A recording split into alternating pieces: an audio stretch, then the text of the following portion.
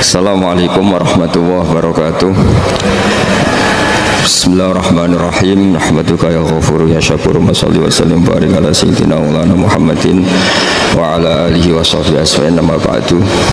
Kadang-kadang nak sujud tuh ora kok mau muni subhana rabbiyal a'la ta napa sajadalaka wajhi wa sam'i wa basari wa mukhi wa asbi wa sya'ri wa mastaqallat bihi qadam. Jadi rambut itu disebut karena rambut kita ini juga hidup. Wong iso modot, paham kan? Iso kriting barang. Kowe iku bali lho nek sujud mergo. Nabi ku pirsa sujude napa? Rambuté. Paham ya? Tapi kita sujud tuh ya Allah, meneh traweh sing ono 10 menit meneh aku gak tok. Iku hakikat ngawur. Mbok gedhingi ku kiai, mbok dukung apa-apaan. Itu kita harus bangga. Dengan yang namanya sujud itu harus bangga. Sampai diistilahkan apa?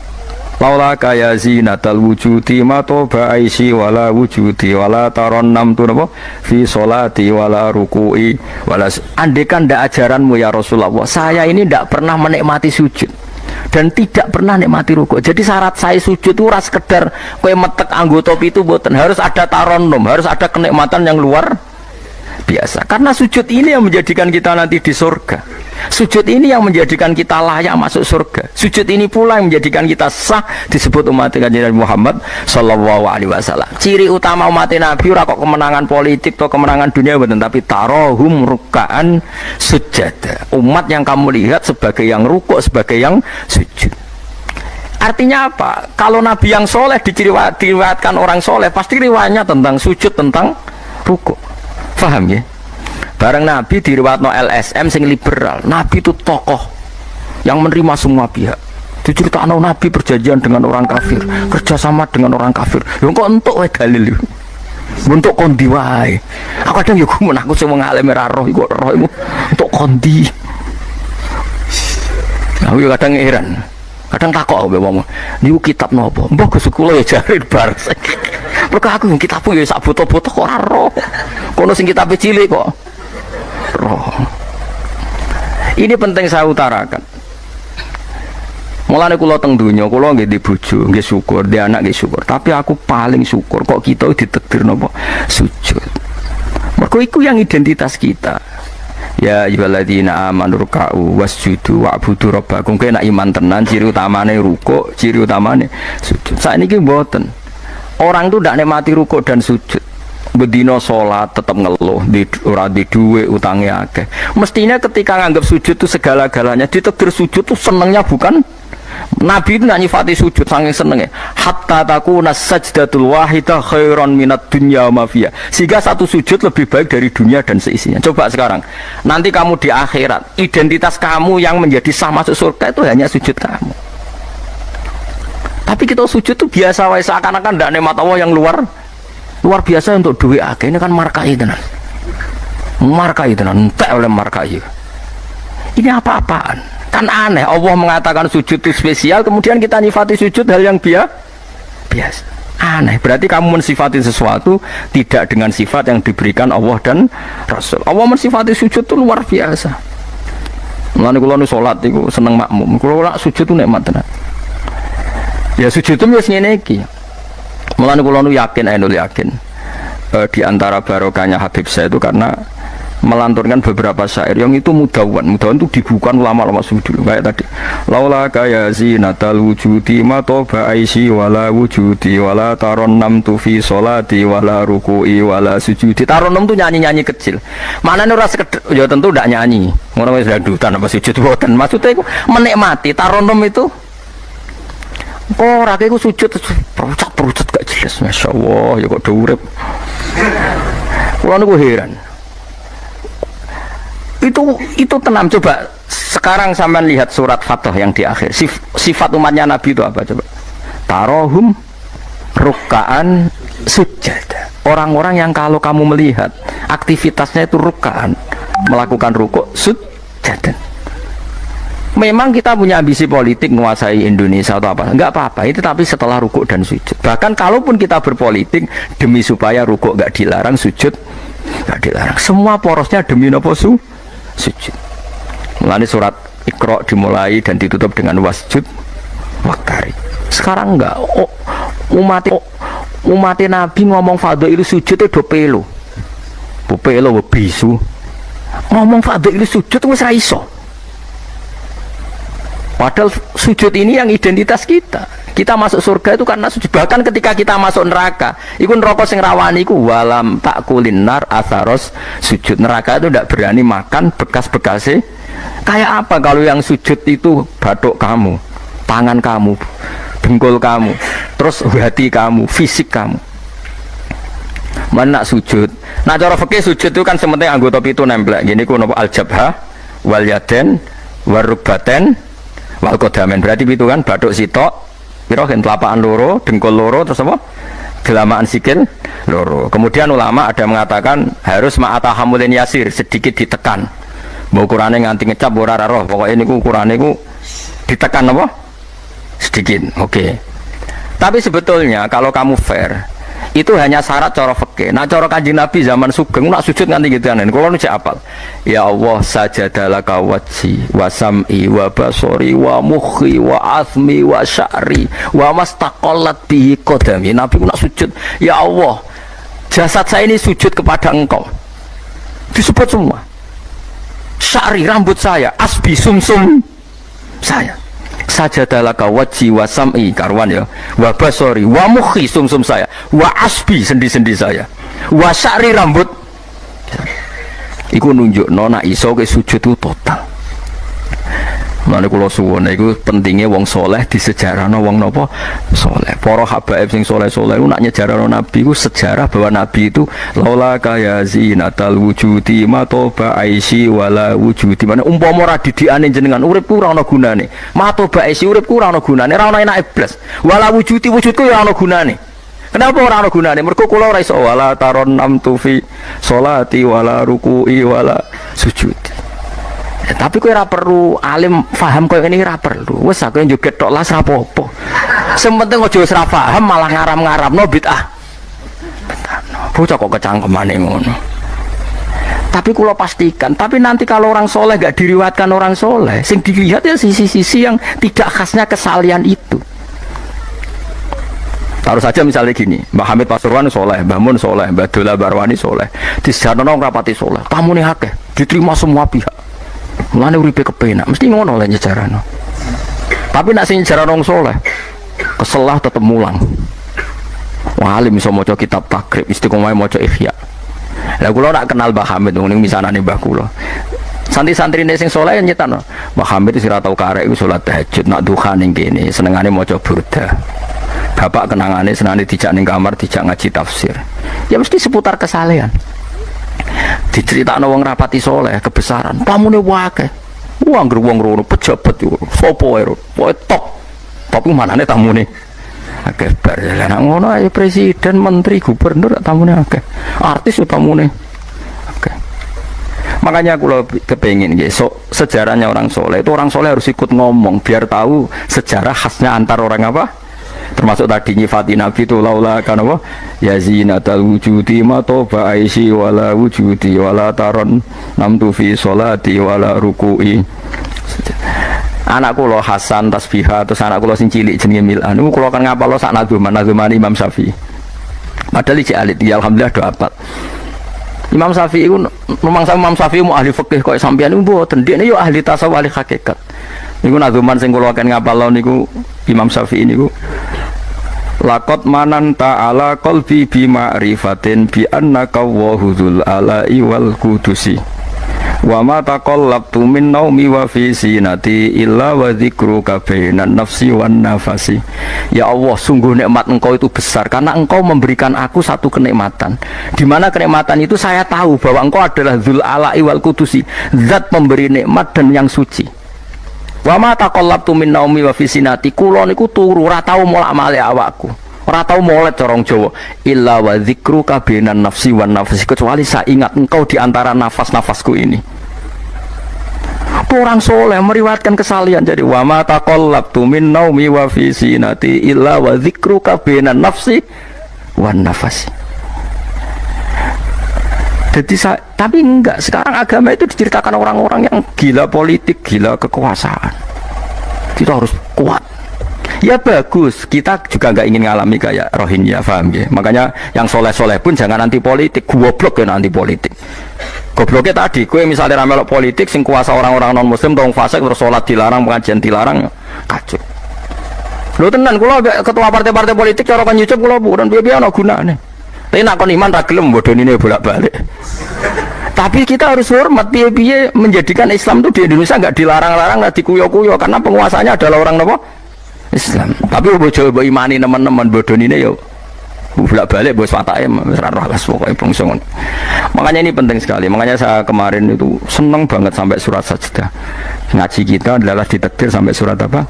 Sajdah. Di mana surat ini mengatakan innama yu'minu bi ayatina alladziina idza dzukiru biha kharru sujada. Orang-orang mukmin sejati adalah orang ketika dibacakan ayat Allah itu langsung nopo?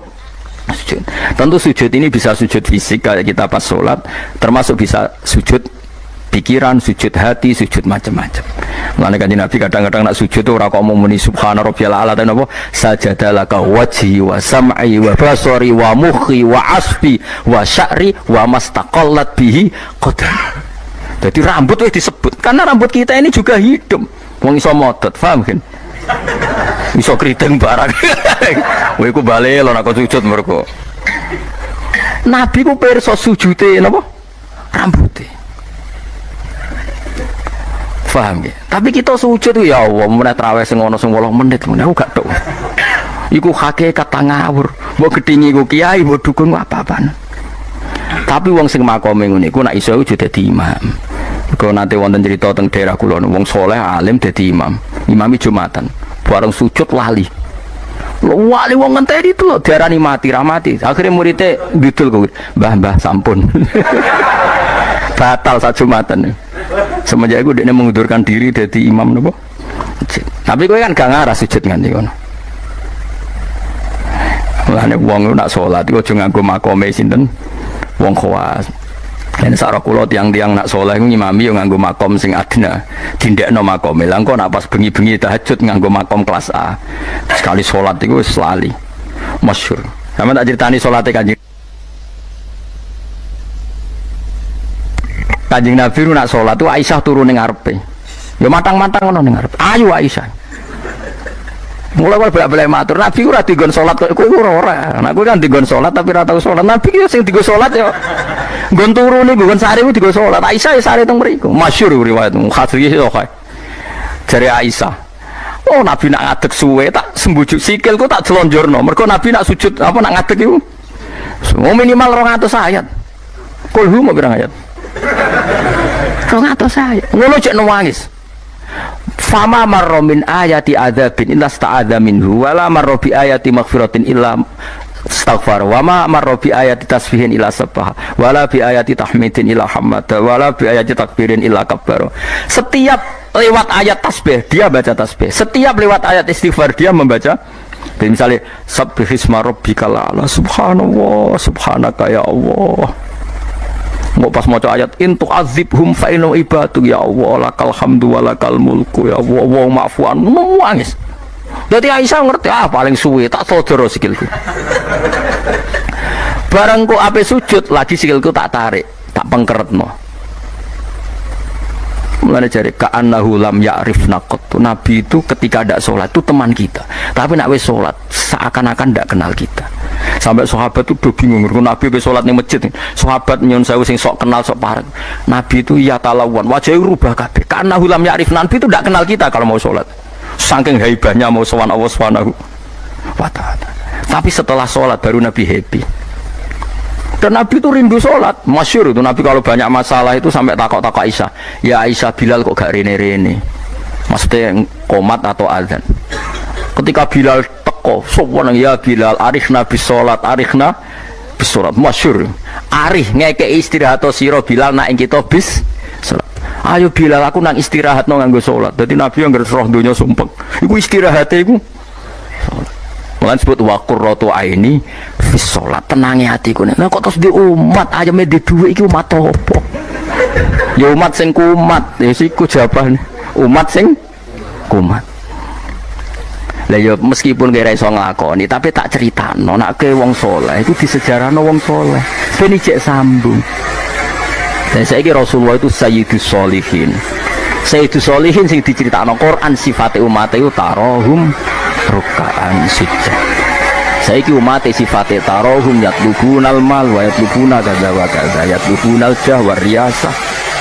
Jadi sok ben cara umpama Quran kok iso dikarang sifatnya ora tarahum ruk'an sujada sifat umatnya ngalor ngidul golek duit kuwi seneng disifati ngono gak seneng kok dan kalau suwun ngaji surat sajdah niki kula umpama pantes nuntut Pak Rumanto tak nyembelih sapi mergo syukuran surat napa sujud tapi kok kowe syukur perkara mangan sapi ku ya elek mlane ra usah wong ngaji kok syukur perkara nyembelih apa sapi mlane ra usah kula nu khatam Kyai Kampe disyukuri nganti saiki ora disyukuri angen-angen ya bener disyukuri ben syukure mergo khatam hitam ora perkara nyembelih sapi tapi insyaallah kuat asline kuat bangune ra kuat sak menaki urunan 5.000 cukup golekno sapi kuru ampun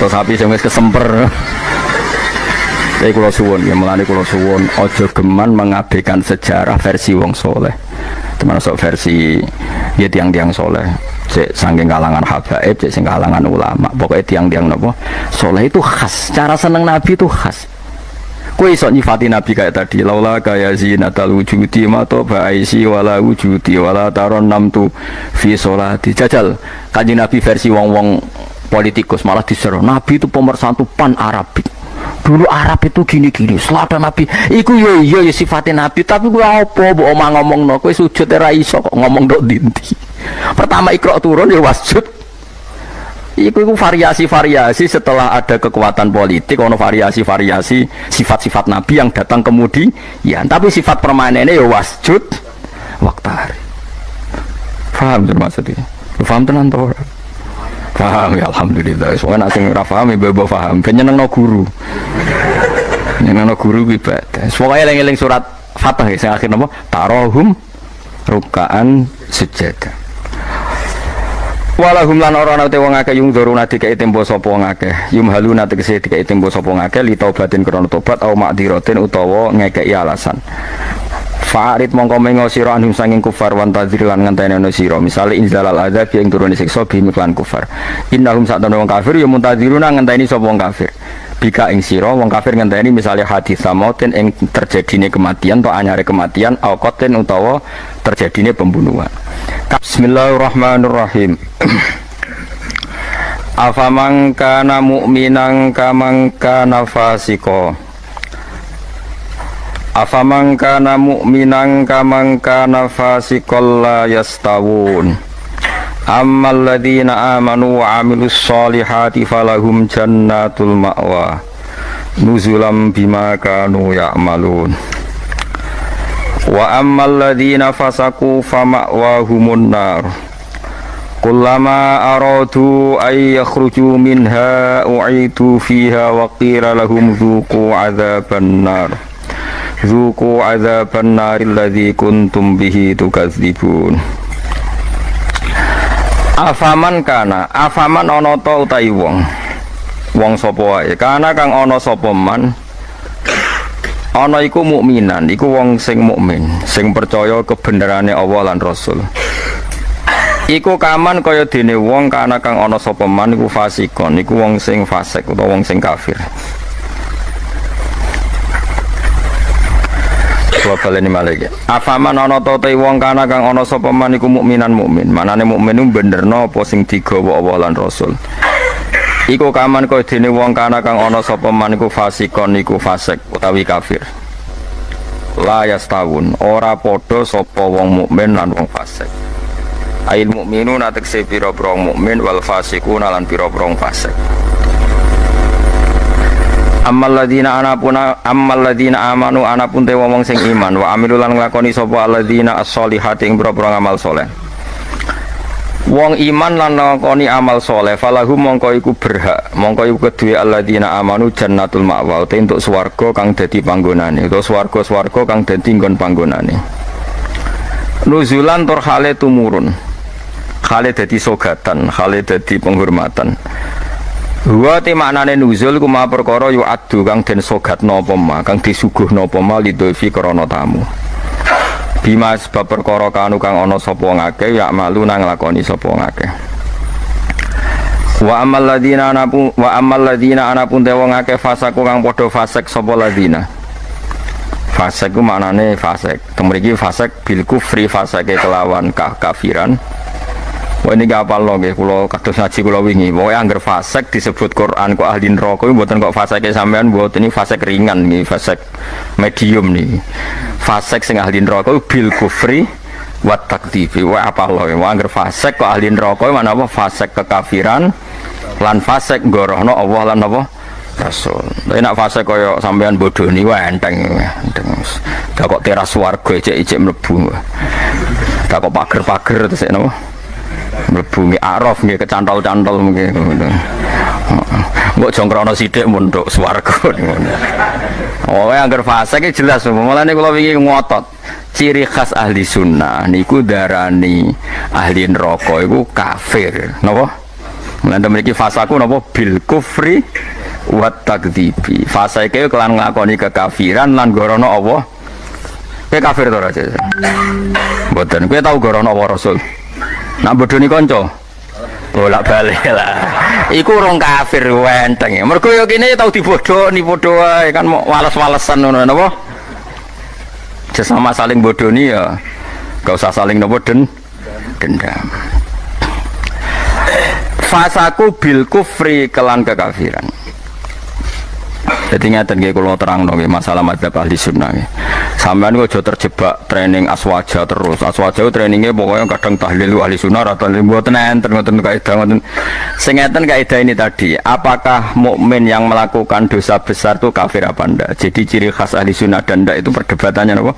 Mukmin sing murtakibul kabira napa? Mukmin sing murtakibul kabira. Orang mukmin yang melakukan dosa besar itu menjadi kafir apa ndak?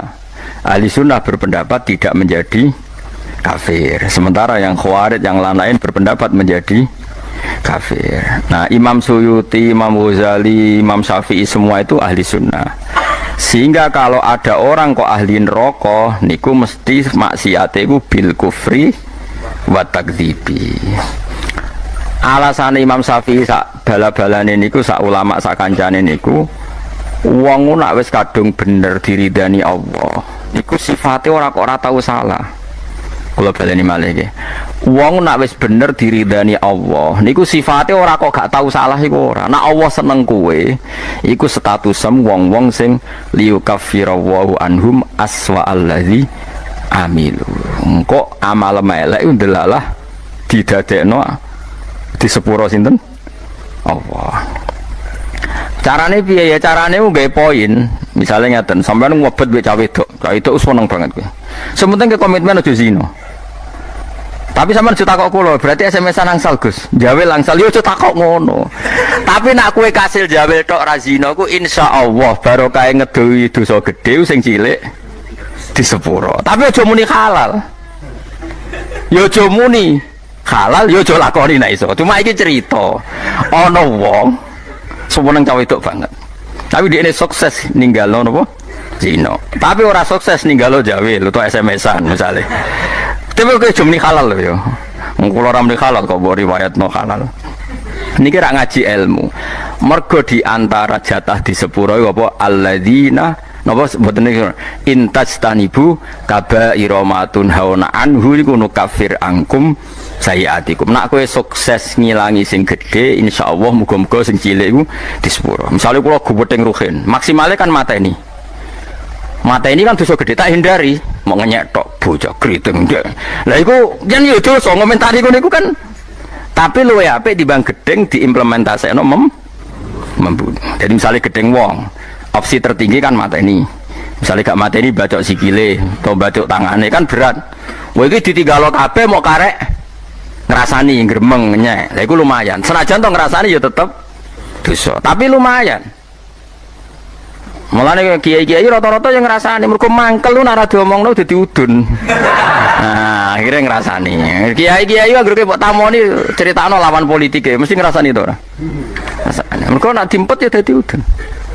Tapi luwih apik timbang mateni. Misalnya kalau kiai yang jenis seperti ini, roh metode wong seneng Quran lewat konser, lewat MTQ mesti ngeritik. Bar wanita ora seneng, no MTQ dikritik. Yo ngrasani, tapi apik niate. Lah kok sing seneng MTQ yo ngrasani kiai-kiai sing kaya kula. Wah, wong kok gak gelem siar. Quran itu buta siar, wong Islam buta siar. Ya sak muni-munine lah pokoke. Iki kan yo rasan-rasanan.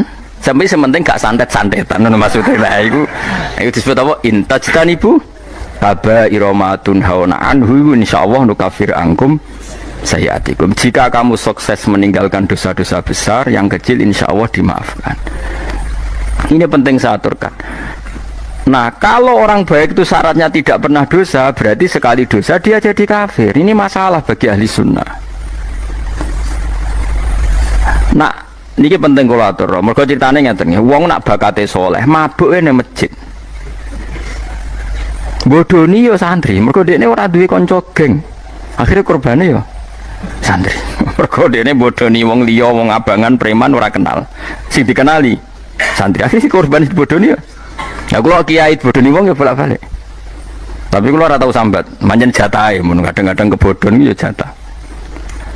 Sampeyan kula critani, zaman Nabi ana wong jenenge Abdullah. Niki hadis sahih teng Bukhari wonten teng budi-budi wonten. Wa kana yulaqabu khimaron. Dik niku sampai nak ngundang kanca-kancane niku khimar. Wa kana yudhiku Rasulullah katsiron. Dik niku senengane guyokno Kanjeng Nabi. Kanjeng Nabi orang yang sering serius iku mergo mimpin perang macam-macam nak roh dolah iki guyu. Kancane ra ngundang dolah tapi niku iku nak mabuk ini masjid Kanjeng Nabi. Mboten trimo masjid mriki mboten. Masjid Kanjeng Nabi. Ngefly. Anggere takok, kowe wong fasik kok ora ning terminal tandalan ning masjid. Aku nak ora Nabi ku ngeluh. Tapi ojo minum gak ngregani Nabi. Aku tak ora minum yo ngeluh. Angel gak? Akhirnya singkat cerita, Nabi itu profesional, masih santri ini nak salah ditakzir. Takzirane Syaribul Khamri ku gak ada batasnya. Gak ada ukurannya. Memang di Quran gak ada. Sehingga kadang Nabi yo jilid 20 kali, kadang 80 kali. Bil jaridi wan ni'al. Ini sing khusyuk-khusyuk ngrungokno hadis iki. Jarid niku napa? Apa hen pelepah napa? Kurma wan ni'al ku sandal. Dadi ana sahabat sing saleh-saleh ku ditabuki mbek sandal, kadang ambek. Tapi bariku ya ngono meneh. Nganti sing jilid ku bosen. Jadi cara ning Aceh polisi syariate nganti napa? Bosen. Singkat cerita ada sahabat yang ngomentari begini. Ya khimar ya mal'un. Pokoknya di kuiku khimar, kuiku mal'un. Saya masih ingat betul tagnya itu, kami ini mal'un, orang yang dilaknati Allah. Nabi duka. La tal'anuhu fa innahu yuhibbu wa rasulahu. Itu dalil ahli sunnah. Kamu jangan melaknati dia, fa innahu yuhibbu wa. Orang ini meskipun peminum arak itu senang Allah dan Rasul. Saya masih ingat betul takbir yang ada di kitab Ihya. Takbirnya begini, falam yukhrijhu bil maksiati anil mahabbah. Nabi tidak mengeluarkan dia dengan melakukan maksiat dari status mencintai Allah dan Rasul. Sebab itu ahli sunnah sepakat, orang maksiat itu bukan kena sifat atau kena status dia memusuhi Allah dan maksiat itu gawan kita dhaif. Misalnya ngene, kowe ora cah wedok iku eling terus nganti 2 jam. Bareng Allahu Akbar takbir ra eling Allah. Terus berarti lu seneng cah wedok timbang Allah. Wong ambek Allah ora eling mbek cah wedok. Ora iso ngono, kowe seneng cah wedok gawan nafsu yen gak bakat wali. Paham nggih? Akhire eling terus ra iso lali. Allah ora butuh mbok ilingi kowe ya ora keren diparingi lali kowe. Ini penting kula ngajekno. Kula baleni malih. Sama siapa takbirnya di Ihya di beberapa kitab ahli sunnah.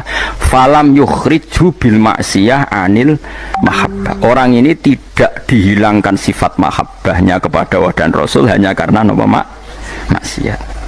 Karena maksiat itu gawan bodoh, gawan lali, gawan ngebet, gawan macam.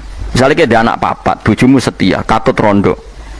Terus ana wong muni ngene, dadi yo katut rondo lali anak bojo, ora lali ora masalah. Cuma ora iso lali rondo, tapi ora lali anak bojo.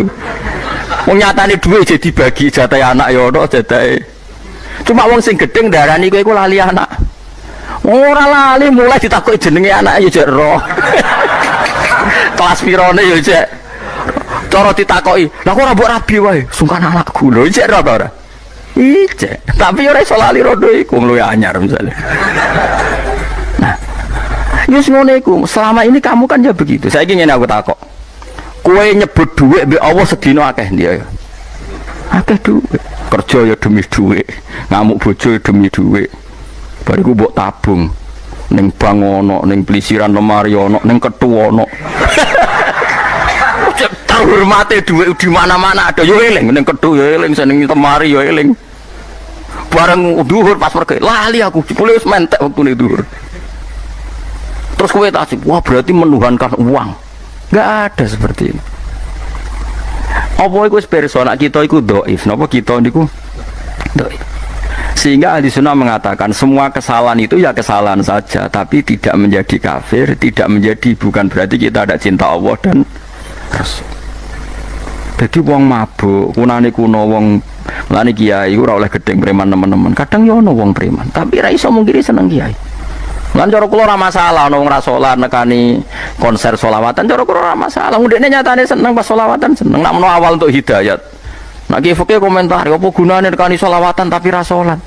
Lah nek dene ra tau nekani selawatan, ra salat terus jalur hidayate kon diye nak menawa ana siji loro selawat sing ditampa dadekno sebab napa? Hidayat. Seneng kok komentar. Ora melok dadi pangeran kok geger. Jadi kalau baleni malih, mulane teng mriki angger kitab ahli sunnah wal jamaah sing asli, ku angger ana ayate pangeran dawuh fasaku mesti bil kufri wa takdzibi. Jadi dosa fasik sing sebab kekafiran dan sebab gorono Allah lan iku lagi ahli neraka. Harun ar-Rasyid itu dinasti Bani Abbasiyah. Itu pinter sekali. Ada seorang ustadz yang agak ekstrim. Itu datang ke Harun ar-Rasyid, ya Amirul Mukminin, inni nasihun laka famusaddidun alaika. Fala tajidanna alayya fi nafsika syai'an. Saya mau nasihati kamu, tapi saya mohon jangan masukkan hati. Karena nasihat ini penting. Tapi saya akan keras, vulgar, akan keras, kritik saya akan keras. Karena Anda sebagai Amirul Mukminin tidak pedes. Apa kata Amirul Mukminin Harun ar-Rasyid? Uskut ya Ustadz. Bagian riwayat uskut ya jahil. Kamu itu Ustadz bodoh, tidak usah banyak omong. Terus kita, kenapa saya bodoh? Terus dibacakan ayat faqula lahu qawlan layyinan la'allahu yatadzakkaru aw yakhsha. Inna Allaha ta'ala qad arsala man huwa khairun minka ila man huwa syarrun minni. Wa ma'a dzalika qala ta'ala faqula lahu qawlan layyinan. Allah pernah menugaskan seorang yang lebih baik ketimbang kamu, yaitu Musa dan Harun. Musa dan Harun adalah seorang nabi. Kepada orang yang lebih buruk ketimbang saya, yaitu Fir'aun. Itu saja etikanya faqula lahu qawlan layyinan. Kamu kalau ngomong yang halus, yang baik, yang berperadaban, kok kamu sama saya mau kasar? Akhirnya ustadznya ternyata pinter kamu, ya pinter aku. Jadi semudah itu. Allah itu menugaskan orang yang lebih baik ketimbang kamu, yaitu Nabi Musa, kepada orang yang lebih buruk ketimbang saya, yaitu Fir'aun. Itu saja ada etikanya. Kok kamu sama saya mau tambah etika? Mau main kasar hanya karena kamu merasa nasihat Anda benar? Jadi gampang sekali memahami Quran. Tapi lagi-lagi memang bagi ahlinya. Tapi ini saya bantu supaya sampai jadi ahli apa? Quran. Ada sekian problem dalam memahami Quran, terutama kalau lewat terjemah. Problem itu bisa gawat betul, memang bukan gawat-gawatan tapi gawat betul. Misalnya ada ayat begini dan terjemahnya pasti begini. Fa'ainama tuwallu fasamma wajhullah. Kamu menghadap mana saja, di arah manapun, di sana ada ridhonya. Itu kalau hanya pakai terjemah, tentu menjadikan kita sholat bisa menghadap ke timur, ke barat, ke utara, dan ke apa? Selatan. Saya cerita sedikit tentang asbabun nuzul. Memang tema sekarang tentang asbabun nuzul. Dulu Rasulullah SAW ketika di Mekah itu sholat menghadap Ka'bah. Tapi setelah pindah di Madinah, di mana Madinah itu ada komunitas Yahudi dan Nasrani, Rasulullah itu menghadap ke Baitul Maqdis. Kira-kira 16 bulan, 16 sampai 17 bulan. Semua riwayat itu kisarannya hanya 16 sampai berapa? 17 bulan. Sehingga orang Yahudi itu bilang begini, Muhammad ini baiklah, meskipun dia membawa agama baru, tapi kiblatnya masih ikut kita, masih baik kan. Setelah 16 bulan, Nabi diperintahkan Allah untuk menghadap ke Ka'bah. Awal liwajaka syatral masjidil haram. Maka orang Yahudi itu berontak. Berontaknya adalah kiblat mereka ditinggalkan. Cara berpikir orang Yahudi itu kiblat mereka ditinggal. Sehingga mereka bilang mawallahum an qiblatihim allati kanu 'alaiha. Apa yang menjadikan umat Islam berpaling dari kiblat Baitul Maqdis. Kemudian mereka provokatif betul. Ini perlu diperjelas. Provokatif. Bilang begini, "Inna Muhammadan tahayyara fi din." Muhammad ini bingung dalam beragama sehingga habis ngomong A ngomong B, habis kiblat Ka'bah, kiblat Baitul Maqdis. Sehingga dalam banyak tarikh disebutkan peristiwa kiblat itu terbanyak melahirkan orang murtad, orang yang keluar dari Islam gara-gara provokasi orang Yahudi. Muhammad tahayyara fi din. Muhammad itu bingung dalam menentukan pilihan apa? Beragama. Kemudian walhasil singkat cerita akhirnya Nabi itu madhep Ka'bah. Apa yang terjadi mukjizat itu adalah bahwa agama ini agama yang mewakili semua agama sebelumnya yang masih orisinil. Yaitu Nabi akhirnya berargumentasi Ka'bah adalah kiblat yang asli, yang lebih tua. Terus mereka tanya, buktinya apa? Dijawab oleh Quran, fihi ayatum bayyinatum maqamu apa? Ibrahim. Ka'bah bukti tertua adalah di situ ada makam Ibrahim. Makam itu jejak kaki. Ya, kalau bahasa Indonesia makam itu kuburan. Kalau dalam bahasa Arab makam itu jejak apa?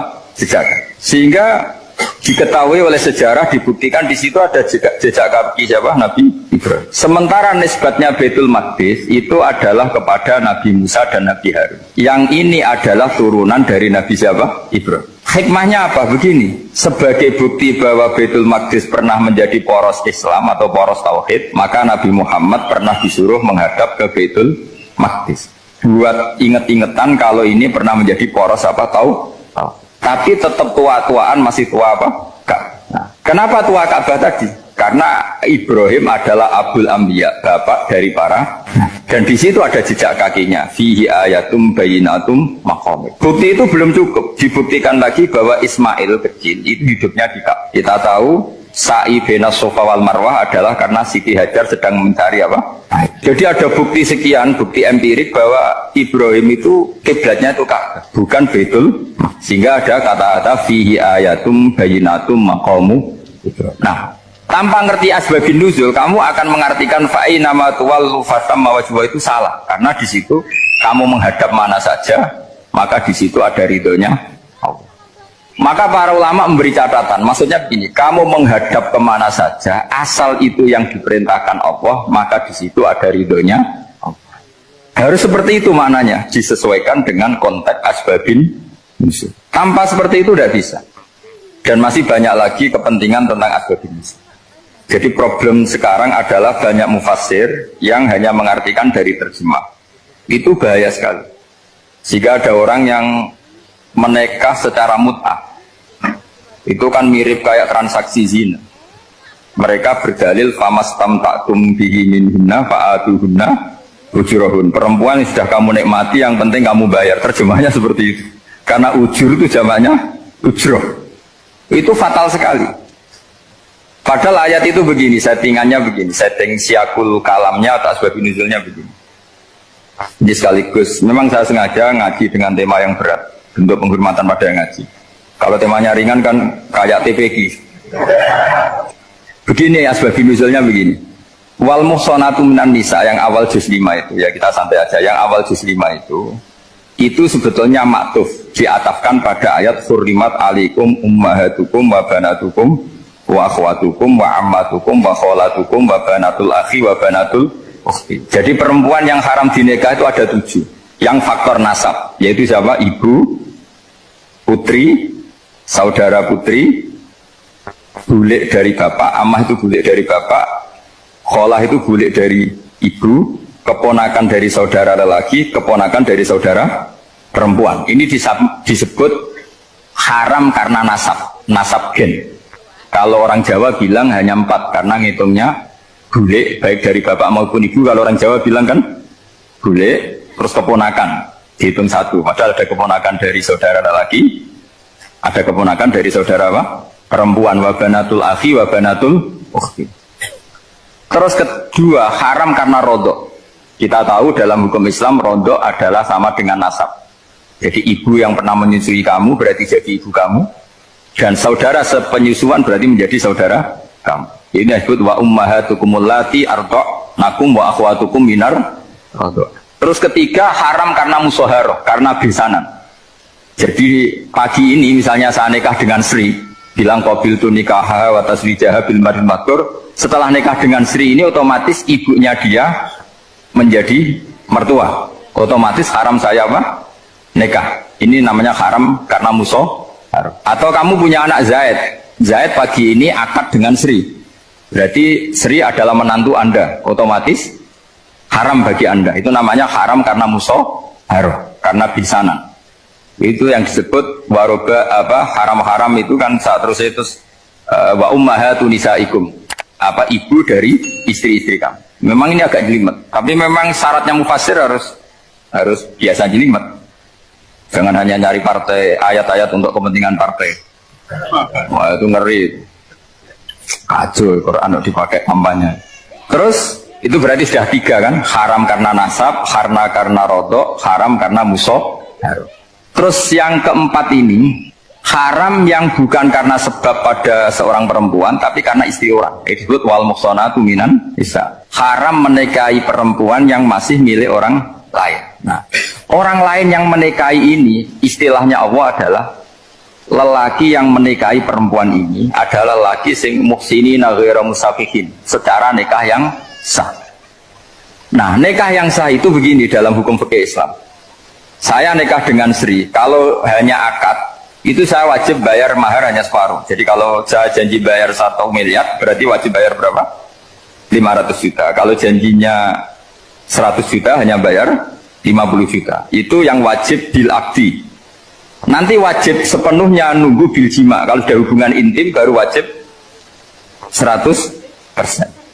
Jadi kalau ada di Jawa nikah dengan seperangkat alat sholat itu yang atasannya tok itu wajib karena akad. Nanti bawahnya nunggu setelah hubungan apa? Intim. Nah, ini hukum Quran bukan hukum saya. Makanya kan wa in talaqtumuhunna min qabli an tamassuhunna, terus fanis huma faradtum, hanya wajib bayar setengah.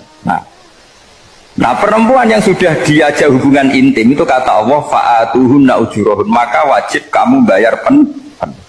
Jadi ayat itu tentang perempuan yang sudah dinikah, kita harus bayar berapa? Harus bayar pen. Ini penting saya utarakan. Nah, problem kita sebagai orang Indonesia, ini juga problem Pak On, problem semua kiai. Mahar di Indonesia itu nggak bisa dibahas di Quran karena keterlaluan, kecilnya itu keterlaluan. Saya ini kan kiai, sering ngakatkan tuh sampai bosan, seperangkat alat sholat itu ngawur sekali. Ini mbak harus nggak mau gitu. Saya provokasi minimal itu ya berapa? 100 juta berapa? Pantasnya berapa? Pantasnya berapa? 10 gram itu berapa nilainya? Kan 1 gram 500.000 baru 5. Ya sudah mendingan itu 10 gram. Quran itu bayangannya gini, sambil latihan, yang hafal-hafal biar latihan. Jangan dapat beasiswa karena hafal tapi nggak jelas juntrungannya. Quran tuh bayangannya gini, ini nggak mungkin Quran ini bisa dibaca di Jawa. Wa in aradtum istibdala zawjin makana zawji wa ataitum ihdahunna qintaran fala ta'khudhu minhu syai'a. Jika kamu nikah sama seorang perempuan, kemudian kamu cerai, maka mahar yang sudah kamu berikan jangan ambil lagi. Karena mahar di Arab itu mahal, 100 juta, kadang mobil Alphard, kadang GMC. Sehingga setelah menceraikan tuh kebayang menarik. Kok enak, dulu saya memberikan itu kan karena dapat servisnya, sekarang sudah saya cerai, saya tarik. Kalau mahar di Indonesia kan seperangkat alat sholat. Jadi gak kebayang ada kalimat fala ta'khudhu minhu syai'a, jangan ambil lagi. Kebayang ngambil aja enggak? Apalagi kalau nikahnya sudah 2 tahun kan sudah lusuh, sudah. Tapi kalau di Arab itu kebayang karena mahal. Makanya orang Arab suka nikah orang Indonesia karena murah. Jadi bahasa kintoron tuh harta yang enggak ternilai. Wa ataitum ihdahunna kintoron. Yang enggak ternilai, mahal betul. Itu pernah saya hitung, ada yang mahar itu 400 juta, ya sekira segitu. Nah makanya setelah dicerai Allah memperingatkan, setelah kamu kasihkan ya jangan minta lagi. Kenapa kepikiran minta? Karena jumlahnya besar. Kalau di Indonesia kepikiran nggak minta, nggak kepikiran, saking kecilnya. Seperangkat alat sholat kadang 1 juta. 1 juta itu setelah hubungan intim, sebelumnya yang wajib hanya 500. Itu kan nggak kebayang. Makanya susah ngartikan Quran di Indonesia, kadang susah karena kadang terlalu. Itu pernah Sayyidina Umar radhiyallahu anhu pernah bilang begini, wahai para perempuan, mahar itu jangan mahal-mahal, kasihan para lelaki. Itu ada perempuan alimah ya, orangnya alim betul. Itu usul langsung gini, ya Amirul Mukminin, laisa dzalika laka ya Amirul Mukminin. Waqad qala ta'ala wa ataitum ihdahunna qintaran. Kamu hanya seorang amiril mukminin, tidak berhak bikin aturan pembatasan mahar. Allah saja tidak batasi, kenapa kamu batasi? Sehingga dulu yang namanya nikahnya Sulaiman Agung atau Jamaluddin siapa Ratu Agung, kalau hadiah ya sampai tas mahal itu. Ini kan dari bahasa Arab mumtaz mahal. Mumtaz itu istimewa, mahal itu dia punya istri yang sangat dicintai, dikasih hadiah mumtaz mahal. Terus ilat Jawa jadi apa? Tas mahal. Itu sama Mujid Ulil Albab kalah. Itu kalau cerai kan kepikiran minta lagi, dikasihkan yang baru. Tapi kalau di Indonesia tidak mungkin karena apa tadi? Seperangkat alat sholat. Begitu nyari yang murah lagi. Yang bagus kitanya, bungkusnya yang bagus. Maka nggak mungkin kita maknani Quran tanpa mengenal yang bernama asbabin. Karena makna ayat itu bisa kacau kalau kita tidak tahu asbabin. Yaitu kayak tadi makna fa'ina ma tuwallu fasamma wajhu. Itu maknanya kan kamu menghadap mana saja, boleh saja di sana ada ridhonya Allah. Berarti kan bisa ke timur, ke selatan, ke utara, ke barat. Itu bahaya betul. Sehingga kata ulama harus mengkaji asbabin supaya porsi ayat ini sampai semana jauhnya itu kita tahu. Tanpa tahu itu tidak bisa. Begitu juga menyangkut kiblat. Sekarang saya tanya, kemarin kan ramai dulu juga menang. Kiblat semuanya diukur dengan GPS, terus beberapa masjid dikomentari salah karena diukur pakai apa? GPS. Kalau dalam bahasa falak disebut yaumarosbil kiblat. Memang bisa diilmoni. Tapi pertanyaannya begini, dari awal Allah ngendikan fawalli wajhaka syatral masjidil haram. Kamu yang penting sholat itu menghadap masjid. Masjid itu ya bangunan. Sehingga kata Ibnu Abbas yang diriwayatkan banyak ulama mengatakan Al-Ka'bah kiblatun li ahlil masjid wal masjid kiblatun li ahlil haram wal haram kiblatun li ahlil masyriq wal maghrib. Jadi kalau orang di dalam masjid kiblatnya harus Ka'bah. Di luar masjid kiblatnya asal bangunan Masjid Haram. Tapi di luar sini kayak di Indonesia boleh semua tanah. Kenapa begitu? Kata Ibn Abbas karena Quran turun di lisanin Arabiyyin mubin. Jadi kalau orang Jogja kalau mau ke Jakarta arahnya kemana? Barat. Itu sebetulnya ketika Anda ke barat itu persis Jakarta, apa bisa saja pasnya itu Pangandaran. Tapi orang itu akan bilang kalau ke barat ya ke Jakarta. Meskipun presisi Anda tepatnya di Pangandaran.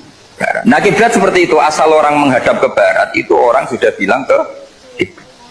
Nggak usah sedetail misalnya harus pas Ka'bah. Saya pernah debat sama tim ahli Kemenang. Nggak bisa Gus, sekarang ada GPS harus tepat Ka'bah. Terus saya bilang gini, kalau teori Anda benar, berarti semua masjid luasnya maksimal 16 meter. Ka'bah itu luasnya hanya 16 meter. Berarti Masjid Ulil Albab yang pojok sana sama pojok sana, kira-kira itu ya sudah tidak kena Ka'bah. Kalau harus tepat, Ka'bah itu kan diameternya hanya 16 sampai 18 kalau nggak salah. Berarti semua masjid kalau ingin tepat Ka'bah harus pas 16. Kalau terlalu luas pilihannya harus cekung. Kan jadi aneh. Makanya saya itu sering Pak, dulu saya ini biasa debat fikih. Kalau di tradisi pesantren namanya Fasul Masail. Saya punya teman yang paling kurang ajar, yang paling saya kenang dalam panjang sejarah. Dulu itu kalau debat fikih itu ya seru. Kalau aturan fikih kan gini, soft paling baik itu kan soft pertama, baru kedua, baru ketiga. Yang paling keren kan soft awal, soft. Terus teman saya bilang gini Pak, ya kalau gitu gini aja Gus, desain masjid itu memanjang utara selatan, biar semuanya soft awal. Gara-gara didesain begini kan ada soft 2, soft 3. Apa susahnya kita bikin mulai awal supaya masjid itu memanjang utara apa? Selatan, supaya semuanya soft awal. Ya kalau ada hukum ya diimplementasikan dalam desain bangunan katanya. Jadi itu kan kacau. Terus akhirnya saya jawab, lalu setelah begitu yang paling afdol siapa? Yang dekat imam. Ya sudah, bikin cekung saja kalau gitu. Artinya gini ya, beragama itu yang sehat. Jadi beragama itu berdasar riwayat. Berdasar riwayat, pernah ada ulama yang hitung Madinah menghadap Ka'bah itu ya tidak pas. Pernah dihitung pakai GPS. Kiblat Madinah ke Ka'bah itu ya tidak pas. Tidak seperti yang pernah dianjurkan Kemenak. Karena apa? Agama ini ngikuti bilisanin Arabiyyin mungkin. Seperti jenengan gini. Semua ini istilahnya apa? Menghadap Gus Bah. Padahal ada yang agak sana, agak sana. Semuanya ngaji sama siapa Gus? Ya sudah. Istilahnya bertatap muka, memangnya kita benturan. Ini bahasa, jadi seperti ini semua namanya apa? Beradab. Padahal ada yang agak samping. Ka'bah juga gitu, sebenarnya tidak se-ekstrim yang dibayangkan orang-orang. Cuma kalau bisa tepat, ya kita harus tepat. Tapi tetap saja tidak perlu 16 apa? Meter. Nah, fa'ainama tuwallu fathamma wajhuhu itu artinya menghadap. Menghadap itu menghadap arah. Makanya Allah tidak ada fawalli wajhaka nahwal Ka'bah, tapi fawalli wajhaka syatrul Masjidil Haram. Jadi ini penting saya utarakan supaya kita familiar dengan istilah-istilah Quran. Istilah Quran itu gampang. Nah, kalau kita kaji itu kan. Problem kita tidak pernah mengkaji. Jadi semuanya asing. Kalau kita mengkaji itu gampang sekali. Saya punya sekian cerita betapa pentingnya mengkaji Quran. Harun ar-Rasyid itu dinasti Bani Abbasiyah. Itu pinter sekali. Ada seorang ustadz yang agak ekstrim. Itu datang ke Harun ar-Rasyid. Ya Amirul Mukminin, inni nasihun laka famusaddidun alaika. Fala tajidanna alayya fi nafsika syai'an. Saya mau nasihati kamu, tapi saya mohon jangan masukkan hati. Karena nasihat ini penting. Tapi saya akan keras, vulgar. Akan keras, kritik saya akan keras. Karena Anda sebagai Amirul Mukminin tidak pedes. Apa kata Amirul Mukminin Harun ar-Rasyid? Uskut ya Ustadz. Bagian riwayat uskut ya jahil. Kamu itu Ustadz bodoh, tidak usah banyak omong. Terus ditanya, kenapa saya bodoh? Terus dibacakan ayat faqula lahu qawlan layyinan la'allahu yatadzakkaru aw yakhsha. Inna Allaha ta'ala qad arsala man huwa khairun minka ila man huwa syarrun minni. Wa ma'a dzalika qala ta'ala faqula lahu qawlan layyinan. Allah pernah menugaskan seorang yang lebih baik ketimbang kamu, yaitu Musa dan Harun. Musa dan Harun adalah seorang nabi. Kepada orang yang lebih buruk ketimbang saya, yaitu Fir'aun.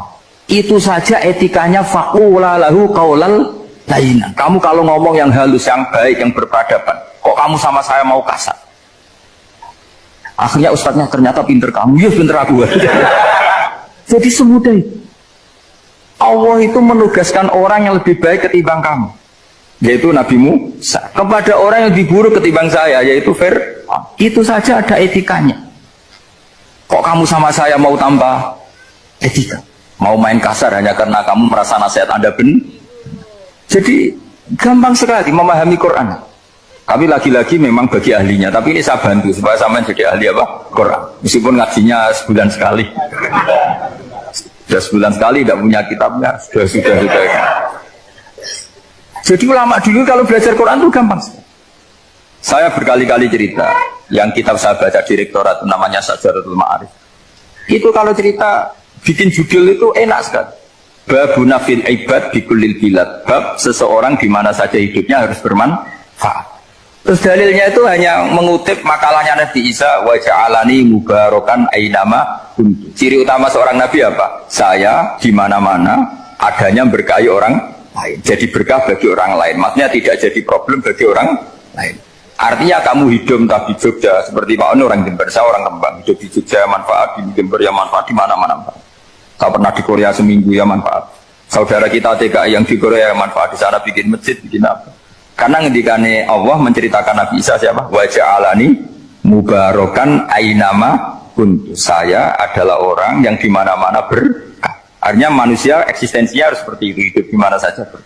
Gampang sekali memahami Quran. Pernah Imam Syafi'i ditanya, kalau kamu nggak kehilangan air, atau nggak ada air di satu daerah, cari-cari dulu sampai nggak ketemu. Setelah nggak ketemu air, baru kamu boleh tayam. Imam Syafi'i ditanya, apa dalilnya harus mencari dulu? Kalau nggak ada air ya langsung tayamum saja. Kenapa harus nyari-nyari dulu? Jawabnya Imam Syafi'i itu gampang sekali. Qala ta'ala falam tajidu ma'an. Kemudian kamu tidak menemukan air. Di mana-mana tidak menemukan setelah mencari. Kalau belum mencari namanya tidak tahu. Kan ayatnya kan falam tajidu ma'an. Kemudian kamu tidak menemukan air. Tidak menemukan tuh nyari dulu apa langsung ambil sikap? Nyari dulu baru kesimpulannya tidak ketemu. Kalau belum pernah nyari namanya tidak tahu. Segampang itu lama dulu memahami Quran karena konstruksinya utuh. Yaitu mereka tahu betul bahwa Quran itu bilisanin Arabiyyin. Ketika Futuhat Syam, Syam dulu itu dikuasai tentara Romawi. Era Sayyidina Umar Futuhat. Yerusalem dikuasai tentara Islam. Itu awal Sayyidina siapa? Umar radhiyallahu anhu. Ketika futuhat mau ada pesta besar-besaran. Tapi Umar menolak. Ketika menolak, kenapa Anda menolak? Beliau hanya baca ayat Innallaha ta'ala ayyara qauman faqala adhabtum thayyibatikum fi hayatikumud dunya. Allah itu mengkritik satu komunitas kaum yang zaman di dunia menghabiskan semua kenikmatan. Maka kita tidak perlu syukuran besar-besaran. Jangan-jangan jatah kita di akhirat kita habiskan di dunia. Itu adhabtum thayyibatikum fi hayatikumud. Semudah itu. Semudah itu ulama. Rasulullah pernah dahar, pernah makan. Makan karena 3 hari gak makan. Kalau di Indonesia gak makan nasi, gak makan daging, sudah lama sekali. 3 hari Nabi hanya makan kurma dan air putih. Pernah Nabi gak makan roti sampai 3 hari. Kalau Indonesia mungkin gak makan nasi. Di hari ketiga, ada sahabat yang berbaik hati, Nabi disembelihkan kambing, dipotongkan kambing, Nabi disuruh dahar. Itu baru dahar setengah piring, Nabi berhenti. Ketika ditanya, setengah piring itu kan sudah kuat untuk sholat, untuk apa sudah kuat. Ditanya, ya Rasulullah kenapa berhenti? Bukankah engkau tidak makan ini 3 hari? Nabi menjawab, walatus alumna yauma idzin anin naim. Semua nikmat yang saya rasakan nanti ada pertanggungjawabannya. Makanya saya tidak ingin banyak-banyak. Wah, itu kalau diterapkan di sini nggak populer. Makanya saya tahu gayanya ngaji Quran itu nggak siap dengan konsep-konsep Quran ini. Jadi segampang itu orang dulu. Nah karena apa ya itu tadi? Mereka tahu asbab nuzul. Quran itu diturunkan dalam konteks apa? Lafat ini arahnya kayak apa? Mutlak muqayyadnya kayak apa? Muhkam mutasabihnya kayak apa? Nasah mansuhnya kayak apa? Nah sedikit saya cerita ini mungkin contoh terakhir supaya nggak lama-lama, nanti bingung kalau lama. Yang bingung ya saya. Bingung cara memahamkan. Jadi kalau guru itu kan bingung cara memahamkan. Kalau murid bingung cara memahami. Nggak tahu tingkat kebingungannya sama. Kalau guru itu bingung cara memahamkan. Kalau murid bingung cara. Jadi ini pertemuan 2 kelompok bingung. Yang satu bingung cara memahamkan, yang satu bingung cara. Kalau orang ekstremis bingung cara merusak suasana. Itu nggak benar itu. Ada loh. Rasulullah itu nabi. Itu paling pusing yang ngadepi orang-orang yang ekstrim. Karena apa? Cara berpikir itu lompatannya itu nggak tertib. Jadi Nabi itu cara berpikir itu kecerdasan nubuah. Sementara orang ekstrim cara berpikir itu kecerdasan nafsu. Bukan kecerdasan manusia. Kalau manusia masih baik nafsu. Misalnya begini, kalau dalam tradisi nubuah itu. Saya dengan Pak Anu berteman lama. Mulai tahun 2000 berapa. Itu kalau Pak Anu bertamu ke saya, harusnya tidak usah tak kasih makan. Karena sudah dekat. Tapi kalau kenalan baru itu dikasih makan, disangoni. Jadi Nabi itu perilakunya agak unik. Akhirnya ada orang yang cara berpikir itu dangkal. Ya Rasulullah ini tidak fair. Yang iman lama tidak diservis, yang iman baru diservis. Cara berpikir Nabi begini, seorang Ansor itu kan sering memberi Nabi. Perjuangannya Nabi ditopang orang apa? Ansor.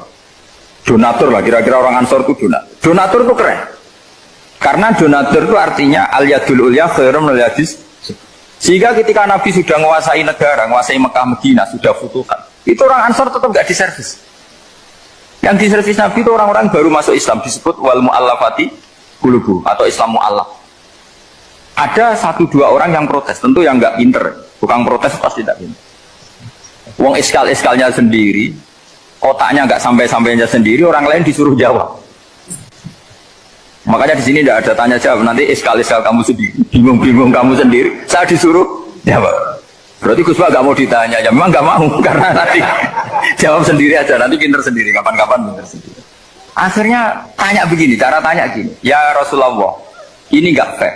Orang sudah Islam lama setelah negara terbuka milik Anda, setelah kita menang, setelah kita menguasai negara, tidak kamu servis. Sementara yang baru Islam kamu, Nabi itu bertanya senyum-senyum, rileks saja. Lama-lama tambah ekstrim pertanyaan. Kata Umar, ya Rasulullah saya beri izin untuk membunuh orang ini. Umar itu pikirannya karena mangkel lo Nabi. Nabi jangan. Kalau kamu bunuh, nanti apa kata orang banyak? Inna Muhammad dan yaqtulu ashabah. Dikira Muhammad membunuh sahabatnya sendiri. Nabi masih mendengar. Komplainnya masih dengar. Lama-lama Nabi memberi penjelasan. Kamu ini orang Ansor. Kamu biasa memberi saya, memberi dana perjuangan. Memberi itu hebat. Saya tidak ingin menurunkan grade Anda. Grade sebagai pemberi, berarti kelasnya elit. Sekarang menjadi penerima. Itu tidak bagus. Itu betapa Rasul ini namanya kecerdasan nubuah. Kalau orang biasa memberi, biar memberi saja. supaya dia tetap heroik, tetap patriotik, tetap keren karena mentalnya jangan sampai dari mental memberi kemudian mentalnya peminta. Jadi kalau Pak On jadi tim suksesnya Pak Jokowi dia tidak minta-minta. Kalau dulu kampanye ya kampanye saja. Biar memberi terus nggak pernah minta meskipun akhirnya ya gelong. Kalau tapi Nabi dulu tidak gitu. Jadi orang Ansor itu nggak pernah diservis. Padahal jasanya kayak gitu. Supaya kelasnya tetap kelas elit, yaitu pemberi, penanggung jawab. Nabi gak ingin orang Ansor turun grade menjadi penerima. Orang-orang yang cerdas nubuah menerima konsep Nabi seperti itu. Tanya sama Pak On, saya ada Dani terjemahan UI itu puluhan tahun sama Pak Jun. Itu beliau ke kontrakan saya ke rumah beliau. Tidak pernah berharap apa. Saya sangat tertutup. Bukan apa-apa ya, kalau ingin memberi saja. Kontribusi saya pada Al-Quran. Saya tidak kepikiran mendapat. Supaya heroik. Tapi orang-orang yang cerdas amatir tadi, ini gak fair. Wong yang memberi lama kok dapat servis sedih. Nah, sekarang itu problem zaman akhir sudah mulai seperti itu. Nah, orang ini namanya Dzul Khuwaisirah. Ini yang nanti punya anak turun Khawarid. Khawarid itu orang yang ibadahnya hebat, tapi cara berpikir dengan buah salah.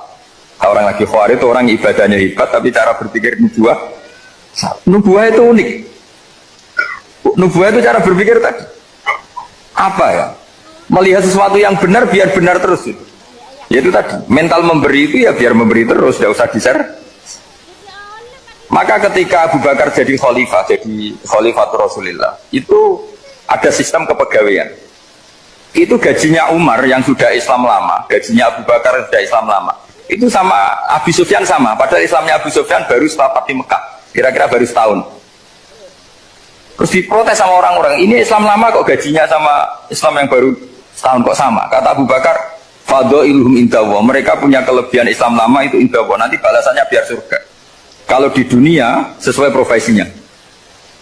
Artinya profesi kalau penjaga kantor ya berapa, kalau dosen berapa, pokoknya ya sudah. Dan itu diterima oleh sahabat, semuanya menerima konsep itu. Era Umar agak dibalik. Abu Sufyan kira-kira gajinya 1 juta, yang lainnya yang menangi Nabi mulai awal gajinya 10 juta. Ditanya, ya Umar, kenapa ini jadi rubah seperti kebijakan Abu Bakar, tidak seperti Abu Bakar? Jawabnya Umar lucu. Fawwah la usawwi baina man qatala Rasulullah wa baina man qatala ma'a Rasulillah. Demi Allah saya tidak akan pernah menyamakan orang yang dulu merangi Rasulullah yaitu Abu Sufyan dengan orang sing selawase dari Rasulullah yaitu Sayyidina Ali dan sebagainya. Ini penting. Artinya ketika gajinya orang saya seperti Ali radhiyallahu anhu itu tinggi itu bukan karena lamanya Islam, tapi karena lamanya iman. Jadi mulai dulu istihad itu ada dan dulu dia biasa saja. Karena tadi ada kecerdasan nubuah. Saya ulang lagi, ada kecerdasan apa? Sekarang itu kecerdasan toma atau kecerdasan nafsu. Itu kalau sampai ngaji kitab tasawuf, itu bab bakhil itu tidak ada. Menurut kitab tasawuf, medit itu tidak ada, kikir itu tidak ada. Yang ada itu toma. Toma itu berharap dikasih orang lain. Sampean pernah nggak bilang kalau artis-artis di Jakarta kikir? Tidak pernah kan? Karena kamu tidak pernah ingin diberi. Tapi kalau kamu punya pacar karena kenal tidak pernah ditraktir, oh, pacar saya kikir. Karena kamu ingin diberi. Pernah nggak kamu hukumi orang lain kikir yang nggak kenal? Padahal tidak pernah memberi kamu. Apa? Karena kamu tidak pernah ini. Coba sekarang kamu saya tanya, ini latihan cerdas. Definisi kikir itu apa tuh Pak? Nggak pernah memberi kamu kan? Artis-artis Jakarta, tokoh-tokoh nasional pernah nggak memberi kamu? Enggak kan? Tapi tidak pernah kamu vonis kikir karena kamu tidak pernah toma. Tapi pacar kamu kok aman ditraktir terus, atau istri kamu atau mertua kamu kok tidak ngasih warisan, kamu bilang kikir kan? Sebabnya kikir betul apa karena kamu toma berharap? Toma. Maka di kitab tasawuf itu nggak ada bab kikir, yang ada bab toma. Karena asal usul menvonis orang kikir itu karena tama. Maka jangan banyak kenal orang, nanti banyak hukum kamu kan. Sombong juga gitu, di tasawuf itu nggak ada bab sombong. Karena orang hukumi orang lain sombong itu karena kamu ingin dihormati. Ada orang nggak kenal, terus lewat saja nggak tanya kamu bilang sombong enggak kan? Tapi kalau kenal, oh sombong betul, kenal nggak tanya kan gitu. Jadi tasawuf itu sisi unik dari terus ingin kenal Pak Jokowi ingin jadi menterinya, nanti kenal rektor ingin jadi pegawainya. Ketika nggak diturutin bilang Pak Rektor kikir. Tapi orang lain ya kak pernah berharap, mungkin nggak menvonis Pak Rektor atau Pak On ini kikir, enggak kan? Berarti vonis kikir itu status orang itu Apa nggak kesampaian niat kamu? Memang agak jelimet ilmu tasawuf itu, tapi itu unik. Itu bagian dari khazanah apa? Islam. Makanya Rasulullah itu sering isti'adah, minta perlindungan, wa min toma'en fi ghairi matma'in. Ya Allah, saya tidak ingin berkeinginan yang tidak layak. Coba kamu protes negara itu karena apa? Ingin makmur, sejahtera tanpa kerja, sehingga nyalakan menteri keuangan, menteri ini itu. Makanya kalau guyonannya ulama tasawuf gini, tak beri bocoran. Guyonannya orang tasawuf, begini guyonannya. Anta lam tajid min nafsika kullama turid, fa kaifa turidu min ghairika kullama turid. Kamu yang punya keinginan saja tidak bisa memenuhi apa yang kamu inginkan. Kenapa keinginan itu kamu timpakan ke orang lain untuk memenuhi kamu? Wong kamu yang punya keinginan saja tidak bisa mewujudkan. Kenapa keinginan Anda kamu timpakan, bebankan orang lain untuk memenuhi keinginan Anda? Misalnya kamu, Gus saya ini goblok, tolong pinterkan. Wong kamu yang ini saja tidak bisa, kok menyuruh saya? Jadi kalau tiap tasawuf itu unik. Seperti kamu mencintai istri tulen, itu ingin kan dicintai istri tulen. Kamu sendiri kan nggak bisa cinta tulen, masih kelengahan sana sini. Kamu pacaran, ingin pacar kamu setia. Ternyata kamu bikin sekian alternatif. Kalau putus ini punya ini, putus ini. Tapi kamu ingin ini setia, kan nggak fair. Makanya guyonnya orang tasawuf itu, anta lam tajid min nafsika kullama turid, fa kaifa turidu min ghairika kullama turid. Gampang tuh apalane, pokoknya ratrit gitu aja gampang. Jadi kamu yang punya keinginan saja tidak bisa memenuhi. Kok orang lain disuruh memenuhi? Sehingga orang tasawuf itu malu betul. Misalnya saya kok ingin Pak On takdim sama saya itu kurang penggawean. Kalau saya ingin ditakdimi saya menakdimi diri saya sendiri. Makanya berbahagialah orang yang ngilu terus saya ganteng sendiri ya Allah. Saya kaya sendiri. Menunggu orang lain bilang kamu kaya itu rekod. Menunggu orang lain bilang kamu hebat itu sudah bilang aja ya Allah saya hebat, ya Allah saya ganteng, ya Allah saya cantik. Daripada menunggu orang lain bilang apa? Cantik. Jadi ilmu tasawuf itu unik. Jadi kalau fikih itu yang dikritik itu kikir. Kalau tasawuf enggak tomak. Karena orang yang kamu vonis kikir itu jangan-jangan tidak kikir tapi mementingkan yang lebih penting. Misalnya ada teman yang tidak pernah nakdir kamu, ternyata punya ibu sakit, uangnya dianggarkan untuk ibunya yang sakit, atau anaknya sekolah, atau keluarganya masih butuh dia, ya, sehingga sama teman dia kikir. Hakikatnya kikir apa mementingkan yang penting? Tapi kamu karena gak pernah ditakdir menvonis kikir. Nah ini pelajaran. Jadi makanya yang dianteni ilmu tasawuf itu tamak. Jadi kalau dalam bahasa Indonesia bukan kikir. Karena vonis kikir itu akan disematkan orang yang tidak kesampaian hajatnya. Makanya bapak saya itu, keluarga kiai itu ajarannya itu. Yang penting jangan berharap dari orang lain. Ini Pak On saksinya, saya dulu benahin terjemah itu nggak pernah ingin diperlakukan seperti ini. Ya ngaji aja. Karena pikirannya keluarga kiai itu sederhana. Kalau ngamal ya ngamal saja. Ngamal itu heroik. Makanya buyut-buyut kita semua ini kan pahlawan semua. Membela negara Indonesia jadi merdeka. Ya nggak pernah kebayang jadi presiden, menteri. Tapi sekarang nggak, ngamal sedikit saja harus jadi menteri. Jadi ini bahaya kalau dalam kelangsungan bernegara, karena orang biasa transaksional. Awal negara ini dibangun berdasar heroik, bukan berdasar apa? Transaksional. Tapi sekarang orang akan membiasakan itu. Apa-apa itu transaksional. Ini tidak bagus untuk kelangsungan bernegara. Apalagi kelangsungan beragama.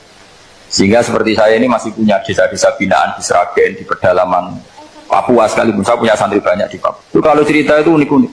Itu mau Jumatan, itu nggak ada orang 40. Sudah datang setengah 12. Itu datangnya 3 jam. Di situ mau ketemu santri 3. Akhirnya mereka tanya gini, Pak. Pertanyaannya itu, Gus, boleh nggak Jumatan orang 3? Secara fikih Syafi'i kan harus orang 4. Kemudian mereka tak bilang, buat sholat duhur saja. Mereka nggak mau. Wong Jumat-Jumat kok duhur. Harinya kan Jumat, masa sholatnya? Sehingga kita yang jadi kiai akhirnya nyari fikul madzhabil arba, nyari fikih madzhab 4. Ternyata Imam Malik membolehkan orang 6. Ada yang bilang 12. Yang penting keceluk jamun itu kelompok. Kalau 3 kan belum keceluk apa? Belum disebut apa? Ini penting saya utarakan supaya kita berjuang itu bukan karena selfish seperti ini. Tapi yang namanya dakwah itu menjadikan orang tidak tahu menjadi tahu. Termasuk kepada desa-desa tertinggi. Sama. Yang namanya menteri itu pembantu presiden untuk memenuhi kebutuhan rakyat banyak. Sekarang misalnya menteri pertaniannya itu hebat, cerdas, tapi petani nggak mau nandur padi, mau apa itu? Coba yang membantu ketahanan pangan itu para petani mau nanam padi apa karena menteri pertanian? Karena petani mau nanam. Ya sudah GR saja, kita pembantu presiden semua. Karena ikut menyumbangkan ketahanan pangan. Tapi kamu kan nggak digaji, kita keren, ngamal tambah harap gaji. Ini penting. supaya Anda itu nggak hati kecil gitu. Ikut menyumbang negara tanpa ingin dapat gaji. Keren nggak? Nah itu nubuah. Apa? Nubuah. Orang Ansor itu seperti itu. Sehingga ketika Rasulullah wafat dan ada kompetisi kepemimpinan, itu orang Ansor gak ikut. Sudah kita makmum saja, silahkan dibagi di saking baiknya orang Ansor. Nah, makanya saya ulang lagi ya. Kecerdasan nubuah ini yang gak difahami orang Khawarij. Orang Khawarij cara berpikir yang kerja banyak harus dapat banyak. Sementara kecerdasan nubuah enggak, yang biasa memberi terus memberi saja. Ini saya baca supaya dapat berkahnya ulama-ulama dulu, karena ini dikarang oleh ulama yang dipakai rujukan seluruh dunia. Begini, qala Ibnu Taimiyah ma'rifatu sababin nuzuli yu'inu ala fahmil ayat. Jadi mengenali apa asbabun nuzul itu membantu memahami secara benar ayat itu. Karena tadi kalau ayat itu dipotong, itu maknanya bisa kacau kayak tadi famastam ta'tum bihi minhunna fa'atuhunna ujurun. Kalau diterjemah itu kan mendukung kawin mut'ah. Kalau terjemahnya saja perempuan siapa saja yang pernah kamu nikmati, yang penting kamu bayar. Itu kan aliran sesat dan menyesatkan. Itu konteks asbabun nuzul tidak seperti itu. Perempuan yang sudah menjadi istri kamu, seolah lagi perempuan yang sudah menjadi istri kamu, jika sudah kamu hubungan intim maka maharnya harus dibayar penuh. Tapi kalau belum hubungan intim, maharnya hanya wajib separuh. Fanis suma farotum illa ayakuna au ya'faladhi biyadihi ubdatun nikah. Tapi tadi kalau di Indonesia gimana Gus? Ya itu yang repotnya, maharnya itu tadi mau kena atasan dan apa? Bawahan. Wah kacau kalau di Indonesia. Sehingga kita bingung kalau dalam logika Arab kan gitu. Bayangannya kalau cerai, kata Allah fala ta'khudhu min syai'at. Harta yang sudah kamu berikan ke istri jangan diambil lagi. Sampai dilarang ngambil tuh karena jumlahnya banyak sehingga kepikiran ngambil. Kalau di Jawa nggak usah dilarang, sudah tidak akan ngambil karena rukuhnya sudah lulus. Itu susahnya baca Quran di Jawa. Karena dari awal maharnya terlalu apa? Kecil. Terus beliau Imam Suyuti termasuk di sini menyontohkan yang pasti salah kalau difahami, yaitu tadi ayat apa itu fa'inama tuwallu fastamanawa wajib. Jadi beliau terus meringatkan betapa pentingnya mengenali asbabin nuzul. Karena asbabin nuzul itu gampang. Saya ulang lagi, asbabin nuzul itu gampang.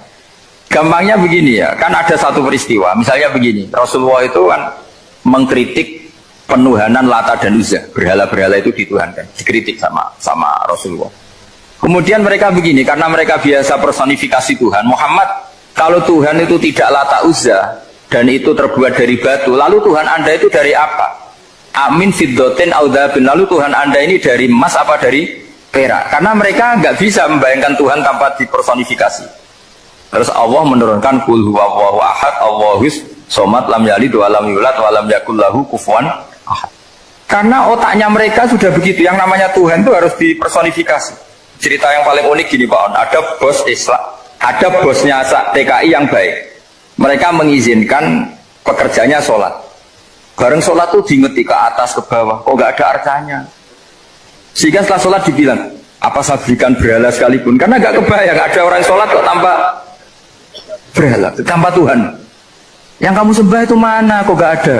Apa tak belikan? Jadi unik. Nah teman saya yang satu unik lagi, dia termasuk pegawai Garuda yang derekno saya ke Korea itu orang pegawai Garuda. Dia karena orang kaya biasa ke Eropa kemana-mana itu. Singkat cerita dia sholat di mall karena nganggep Korea itu sudah negara maju kayak Eropa. Setelah sholat di mall pas asar itu, security-nya nelpon polisi. Pak polisi, di sini ada ritual teroris. Jadi kalau menamakan sholat itu ritual teroris. Jadi artinya apa? Ritual-ritual yang kita lakukan itu macam-macam cara pandang. Orang ateis itu kan Cina, kan Korea itu kan ya Cina lah, Korea, Jepang, RRC itu kan sipit. Itu ya yang namanya ibadah sembahyang harus ada patungnya atau ada arcanya atau ada benda-benda. Orang Islam kan nggak ada sama. Makanya mereka itu kok bisa? Problemnya kita, saya ulang lagi, ini problemnya. Problemnya kalau ada itu ya repot. Begini misalnya, ini masih tentang asbabun nuzul. Ini contoh terakhir tentang masih asbabun nuzul. Umar radhiyallahu anhu, sahabat Umar itu kalau mencium Hajar Aswad itu sambil gedumel. Tidak berdoa tapi gedumel. Masyhur. Itu ada di Bukhari.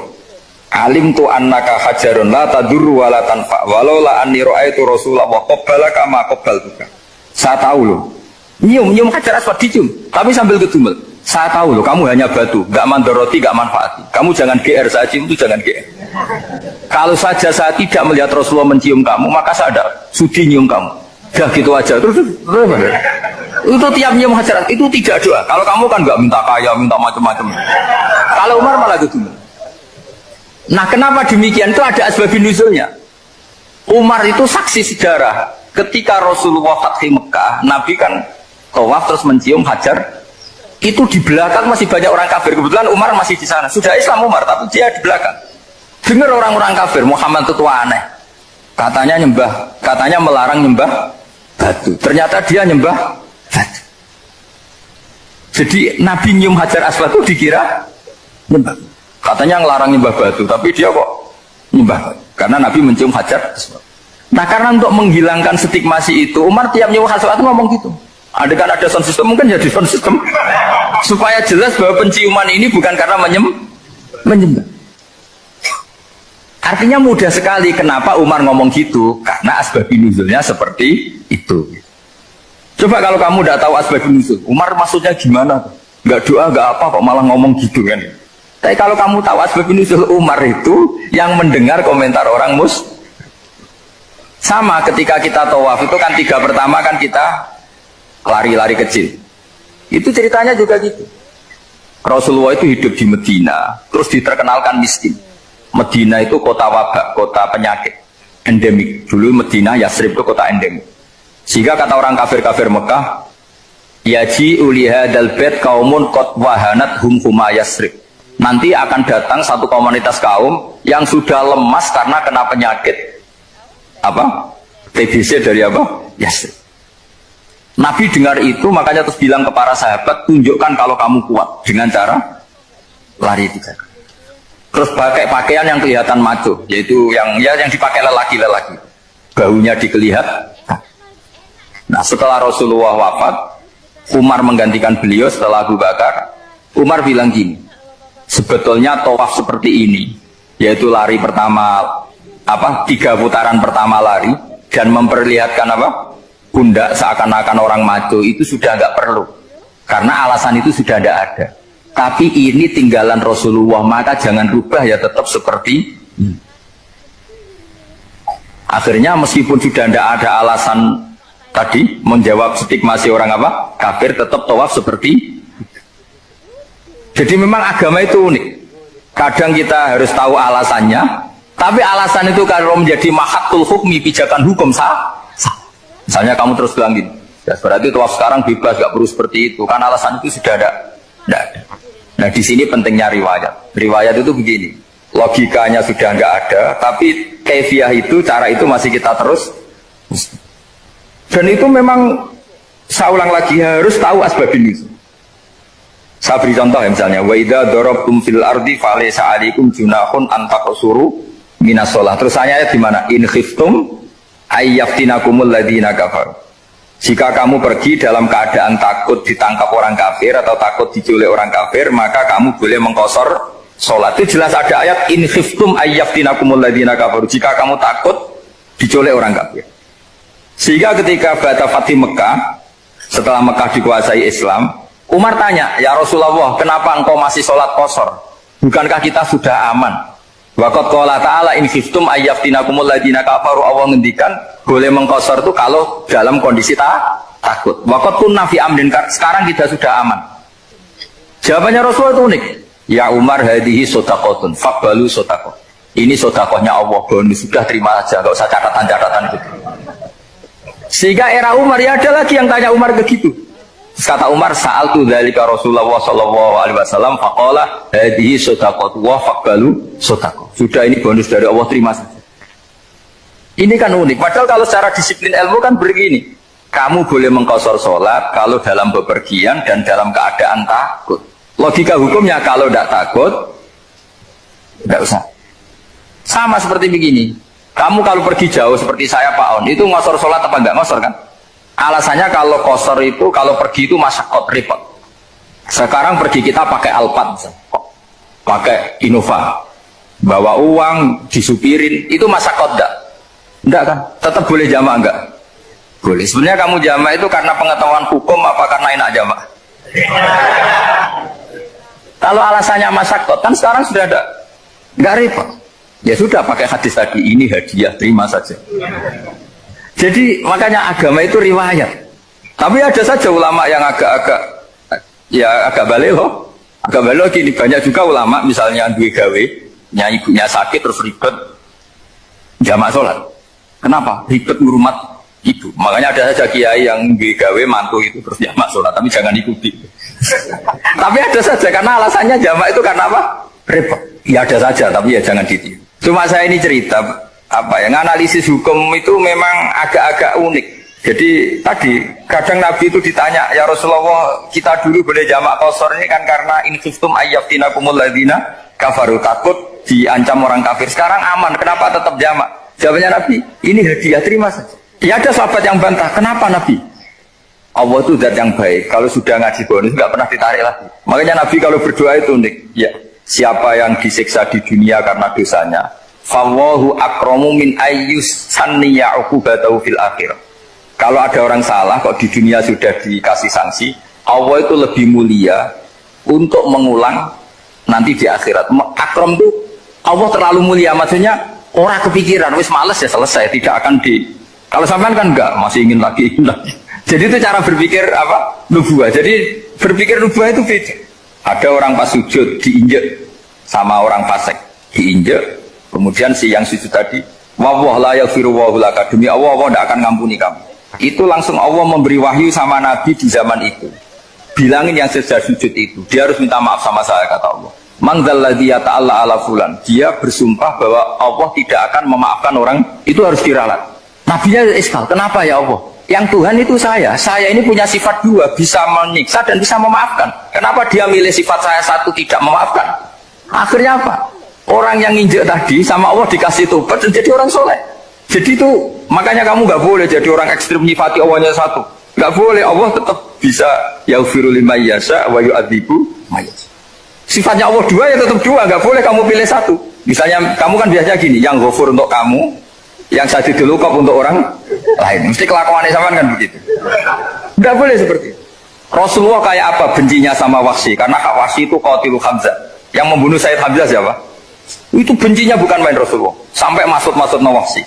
Tapi sama Allah malah diturunkan ayat laisa laka minal amri syai'un aw yatuba alaihim aw yu'adzib. Muhammad, meskipun kamu kekasih saya itu tidak wilayah kamu, maafkan atau enggak, terserah saya, kata Allah. Ternyata betul, malah Wahsy dikasih tobat. Nah sekarang enggak, orang itu nyifati Allah sama orang lain sadidul iqab, kalau sama dirinya enggak boleh seperti itu. Allah ya sifatnya tetap. Jadi boleh kamu misalnya berdoa, ya Allah mbak yang cantik itu semoga dapat jadi istri saya. Mbaknya juga boleh berdoa, ya Allah naudzubillah min dzalik.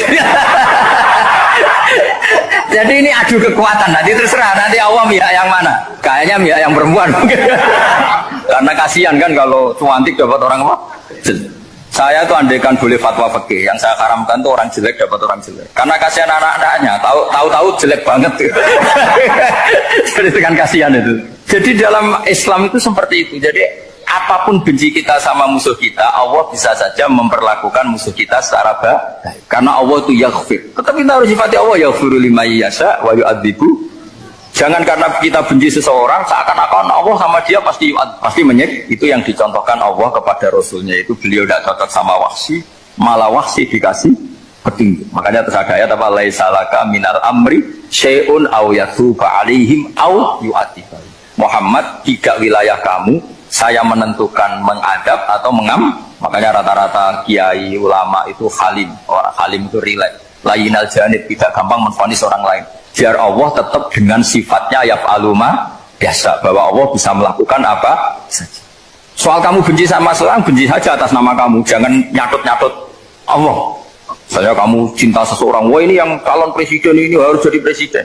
Ternyata Allah menghendaki jadi menteri, mau apa?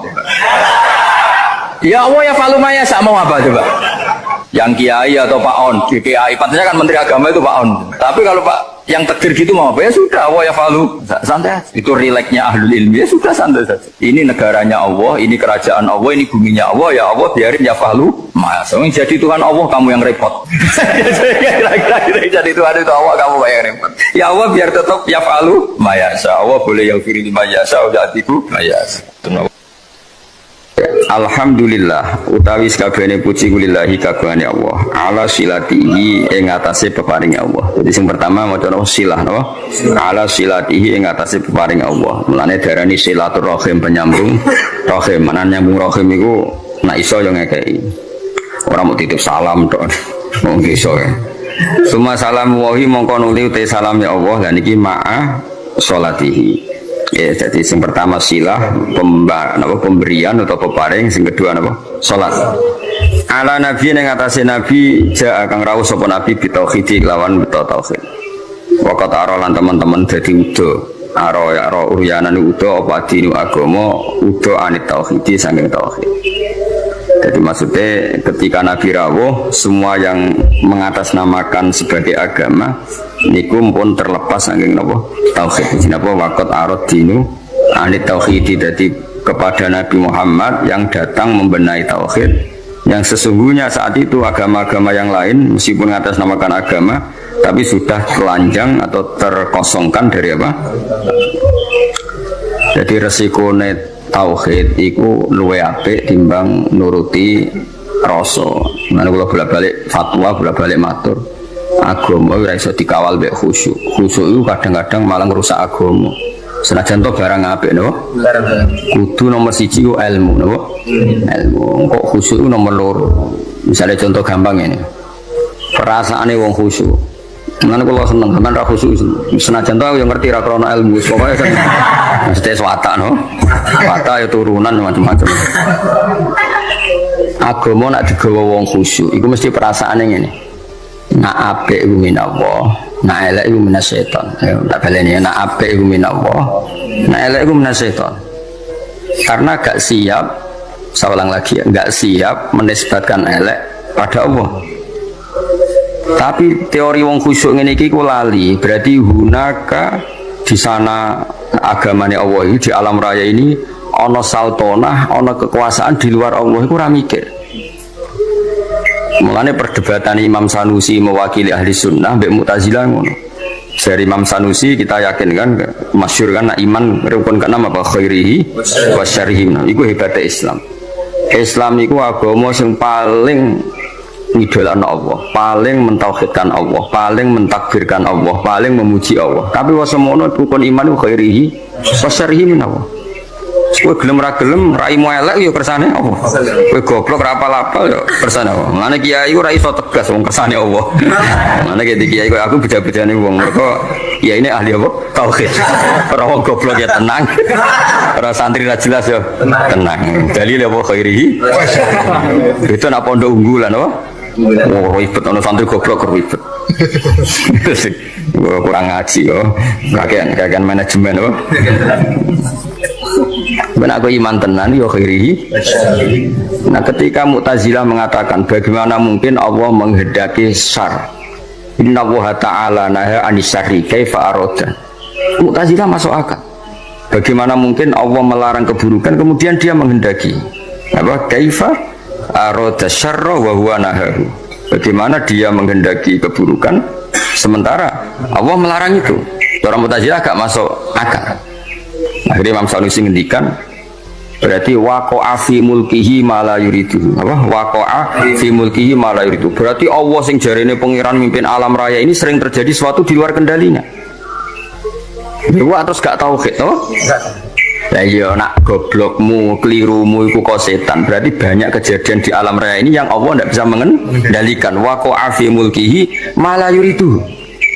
Jadi kira-kira Allah dilapuri Gusti Hollywood kok akeh maksiat, Bali akeh maksiat. Aku dhewe berkutik sakjane ora karep ngono, iku setan iku. Lah aku pengen lawan, gak iso kan ribet. Senajan to sesuai nurani karepe wong Islam yumni khairihi minallah, syarrihi minasyaiton. Tapi risikonya nanti berarti Allah gak berkutik di depan setan. Semulane cocok ra cocok kowe kudu iman khairihi wa syarrihi minallah. Nah, soal engko nak ilmu wis bener, saya ulang lagi. Soal engko nak ilmu wis bener khairihi wa syarrihi minallah, kowe oleh bi hukmil adab. Ya saya ulang lagi bi hukmil adab, ora bi hukmil hak, bi hukmil adab. Kowe darani khairihi minallah, syarrihi dinisbatno ning setan. Tapi kowe ngomong ngono bakdo benere tauhid. Ya, sausé benere tauhid. Ya. Paham ya? Jadi kowe kudu yakin khairihi wa syarrihi minallah. Senajan to sakwise iku ana hukum adab. Kenapa kang rapal-apal? Mari aku ora sregep. Kadang-kadang kenapa rapal-apal? Wis turunan. Pokoke kapan-kapan ngomong ngono gak apa-apa. Senajan to ning atimu wis ditulis ning kodok. Khairihi wa syarrihi minallah. Ya eling-eling. Jadi umpama agama dikawal mek khusyuk mesti darani khairihi minallah syarrihi minasyaiton. Resikone tadi waqa'a fi mulkihi ma la yuridu. Jadi kamane pangeran ning gone Mekah sapa Allah, ning gone Madinah Allah, ning Hollywood ora Allah wong gak di kekuasaan ning kono. Kan ngeri. Ada kerajaannya Allah kemudian penguasanya setan dan yang menentukan perilakunya setan. Lha iku ra tauhid. Ngomong niku jenenge gak. Lha iku mirip faham-faham Persia. Ya ana Tuhan Yazdan, Tuhan apa Ahruman. Ada Tuhan gelap, ada Tuhan sinar. Nah, itu akhirnya jadi sanawiyah, orang yang berpaham dua mirip filsafat Yunani dhisik, ada Tuhan apa nur, ada Tuhan kegelap. Nah, agama enggak mau seperti itu. Agama kudu tauhid, khairihi syarrihi. Ya, jadi mana aku ora iso tegas mbek kowe mesum bolet wis ora iso tegas. Kene tauhide wis bener no. Khairihi syarrihi minallah. Kowe kerinter ya kersane Allah giyoblok ya. Kersane Allah. Paham ya? Senajan to kok ibu-ibu rontok sosiologi, rontok iso ngamati. Kenapa goblok? Mari aku rasa kenapa gak lanyang? Jarang deres. Kadang-kadang ngomong kenapa turunan, kadang-kadang kurang wesel. Pokoknya gak apa-apa lah. Tapi kok kabeh hukumil adab, mah tetap hakikate iku khairihi wa syarrihi minallah. Paham ya? Jadi wong iku ora oleh ngawal Islam mbek khusyuk. Agama iki tau ana prahara mergo paham-paham khusyuk. Ane khusyuk itu sausé ilmu. Kaya apa rusak agama iki tau dipimpin khawarij angger wong salah kafir wong salah. Akeh kiai khusyuk ora iso ngaji mesti rusak. Santri wajib galail wajib diruakat kuwabe guyu banter keliru rokokan keliru angop keliru kuwabe keliru. Iya. Itu nak cara ilmu masalah. Senajan to cara adab bener ngelatih santri dalek itu bener cara adab. Cara ilmu salah. Ijabu malam yajib kriminal. Wajibno barang ra wajib ning kena ngaji sulam taufik. Termasuk dosa gede. Ijabu malam yajib wajibno barang sing ora wajib. Lho aku nuruti kepengen nang sampean salat qobliyah berarti. Barang ra tak wajib terus blas. Wah celaka tenan wis. Celaka tenan iki. Tapi tak wajib aku disemprit sampai Habib Abdul bin Husain bin Thohir sing aran Sulam Taufik termasuk kriminal lho ning bab ilmu. Ijabu malam yajib wajib barang sing ora wajib. Anu rata-rata pondok fikih wis jarang salat qobliyah badi. Kang qobliyah sik. Bahaya Kang iku ijabu malam yajib wajib barang. Yo repot. Maksudnya tetap ra wajib, nek iso lakoni terus. Tapi kesuwen berilmu. Ajane aku ngerti kira salat qobliyah ora krana ilmu. Cuma ana dukungane mau mergo apa? Ora oleh ijabu ma lam yajib. Lha iki rasa nentang dalail ya apik. Tapi sekali muni wajib kudu mbok lawan, apa? Lawan. Jadi itu resikone Islam dikawal khusyuk. Ya apa Islam itu tahu tragedi ana khawarij napa? Nabi qiyamul lail lamun 4 dino dari ku mboten. Umpama Nabi kok qiyamul lail traweh terus mesti dikira traweh itu wajib. Nabi direwangi gak traweh. Demi ngetokno nak mboten wajib. Tapi ya mau Nabi gak traweh tetep qiyamul lail. Nek kowe ora traweh tenan iku. Jadi Nabi gak traweh iku tetep qiyamul lail. Kowe terus delok TV rokokan lho ribet. Ya tak balik nek sunane kula suwun iki ngaji Jawarut Tauhid kitab sing mulai Al-Azhar, mulai Sayyid Muhammad, mulai Mbah Mun termasuk Mbah Fadl kata sing ngitmai kitab Jawarut. Jadi wow resikone napa? Memang ilmu itu kadang enggak nyaman ya tadi kadang kita itu ya dukung Mu'tazilah. Piye Mu'tazilah kadang ya ono bener. Mane jare Sayyidina Abdus Salam aku itu ahli sunnah tapi be Mu'tazilah kadang ya setuju. Piye Dekne berpendapat nguniku li husni adabihim billah. Mereka tuh kepengen sopan ambek pangeran. Sehingga darani khairihi minallah, syarrihi minasyaiton. Tapi tetap kita ora anut Mu'tazilah. Engko resikone ana sanawi, ada dualitas. Ya ada dua kebaikan yaitu dipimpin Allah, ana otoritas keburukan dipimpin setan. Nah berarti kan Allah gak kuwasa ngendhalekno syar, utawa ngendhalekno setan. Jadi kemana barang yang dunia kayak maksiat terus pangeran cocokan be setan menangku weke kosal kasil ribet dunia maksiat beto ata kayak di kayak maksiat lah nak misalnya itu kehendak setan berarti kak kalah pangeran mereka keburukan jajal misalnya ini pondok sing lana sampai sing ora kan jajal jawab agak sing di agak sing ora lana berarti terus pangeran cocokan be setan agak balaku toh ora ribet. Tapi nak artinya apa? Ada dualitas, ada rivalitas. Iku ra oleh cara tauhid ngono iku. Nah, nek kanjeng Nabi ngendika ya sebagai khairihi wa syarrihi niku aneh Islam. Jadi Islam iku nglarang syar, ya. Islam itu nglarang syar, nglarang keburukan, tapi nak cara iman kon muni khairihi wa syarrihi minallah. Mulane agama iku ono aneh. Nek dhewe bangun sagama yo ono aneh. Lah ora aneh piye? Kondarani syariku manhiyun, sesuatu yang dilarang. Tapi kondarani syariku minallah. Mbok logika kaya apa ya bingung. Mana ke santri terus ngowah-ngowah rokokan gayane kok mikir tauhid mergo piye. Ndelok kali mek bingung piye yo khairihi wa syarrihi minallah. Asyarru mamnuun, asyarru manhiyun. Tapi kok darani ira datu aku piye yo. Ya ra piye biasa wae ora mau pikir-pikir. Manjen kersane pangeran. Kowe ra elek aja. Karmu tak karepe pangeran. Ya kersane pangeran. Kowe ya ora kepen diwerai. Ngerti-ngerti lah wis. Yo, lan cara Sayyidina Ali ngono. Kowe nek percaya kabeh kersane pangeran, kowe lahir karepmu apa karepe pangeran? Di karpe pangeran, kowe tau kepen lahir ge boten lah iya kabeh. Kowe tau kepen goblok. Boten kan? Tau kepen melarat. Tapi nyatane yo melarat yo goblok wis kabeh kesane pangeran. Mane dipimpin kiai ahli tauhid kaya aku yo repot. Repote mah ora iso ngloroi santri nemen-nemen iso. Lho khairi. Serius. Kena ben pinter ya moro pondok unggulan ben diprogram terus apa. Mulai dadi mesin, dadi wong alim. Ora kok ana standar ya, Pak. Tahun pertama 10 juz, tahun kedua kok kan ana gak ngono didik apa? Didik. Kere santri 8 tahun rabu. Ribet. Iku wis makom tauhid to. Iku khairihi wa syarrihi. Nanti kiai kok kula seneng ana alumni lapor pegatan ya sewante. Mbah alumni ini jenengan saya teng Korea kerja ya sewante, krungu pegatan yo sewante kuwabe khairihi.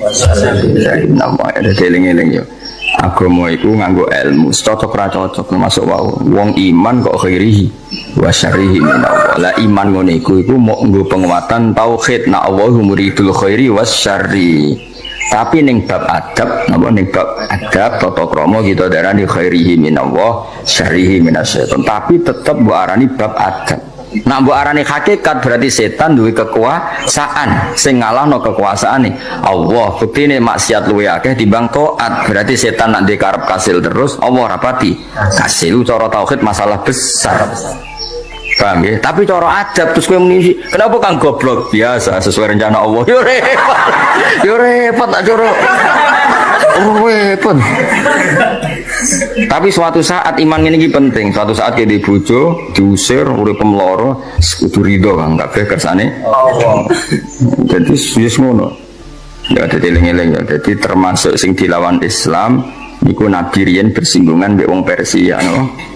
Wong Persia niku cara berpikir sanawiyah lan jarene agama Masnawi. Masnawi ana rivalitas keduaan ya ana Tuhan nur, ana Tuhan kegelapan. Akhirnya ya ora tauhid wong loro napa? Loro. Eling-eling mulane agama iku ora iso mbok kawal mbek khusyuk. Kudu mbok kawal ambek ilmu. Mulane fa'lam annahu la ilaha illallah. Allah ora nyaratno kowe nak nglafadzno la ilaha kudu khusyuk ora ono ning Quran, tapi kudu nganggo ilmu. Ora iso kang lafadzno la ilaha illallah syarat sah kudu khusyuk ora iso terus merem-merem ora iso iku ora ukuran. Sing diukuran lafadzno kalimat tauhid sah nganggo ilmu. Mulane redaksine fa'lam annahu la ilaha ora ono ning Quran fakhsha kowe kudu khusyuk nang lafadzno ora iso. Lah soal kok ana guru-guru toreko sing nak lafadzno kudu ngene ya ku ilmu toreko tapi tetap tidak makili ilmu. Itu makili adab napa? Makili adab. Sale wong iku disira madhep mulo terus nak lafadzno ngene. Gedhe ngene Iku urusannya wong toriko, tapi tetap gue ilmu adab, tidak ilmu tauhid. Ilmu tauhid sebenarnya kok gue. La ilaha illallah tuh angen-angen, gayane kok paham wae. Iku jenenge tauhid, to? Jenenge tauhid. Geleng-geleng ya, jadi tetap kita yakin apa ma'asoba musibatin fil ardi wala fi anfusikum illa fi kitabim min qabli an nabra'ah. Ya orang-orang musibah sing menimpa kamu apa ma'asoba musibatin fil ardi wala fi anfusikum illa fi kitabim min qabli an nabra'ah inna dzalika 'ala Allahi yasir. Dan Allah piyambak atas nama ilmu yang ngendikan terang-terangan ya di mayasa wa di mayasa. Niku pangeran ya unik. Pangeran itu terang-terangan, udah rumang samu piye no aku. Kadang ngendikannya terang-terangan. Aku itu ya di mayasa wa itu mayasa. Aku yo ngekeki hidayat sing tak kersakno, ngekeki sesat sing tak kersakno. Niku berarti Allah ketika ngendikan konteks tauhid. Tapi tentu kita dididik ada ma'asobaka min hasanatin famin Allah wa ma'asobaka min sayyatin famin nafsi. Tapi Allah ketika ngendikan tauhid kul kullum min indillah. Jadi lha iku ono dawuh tauhid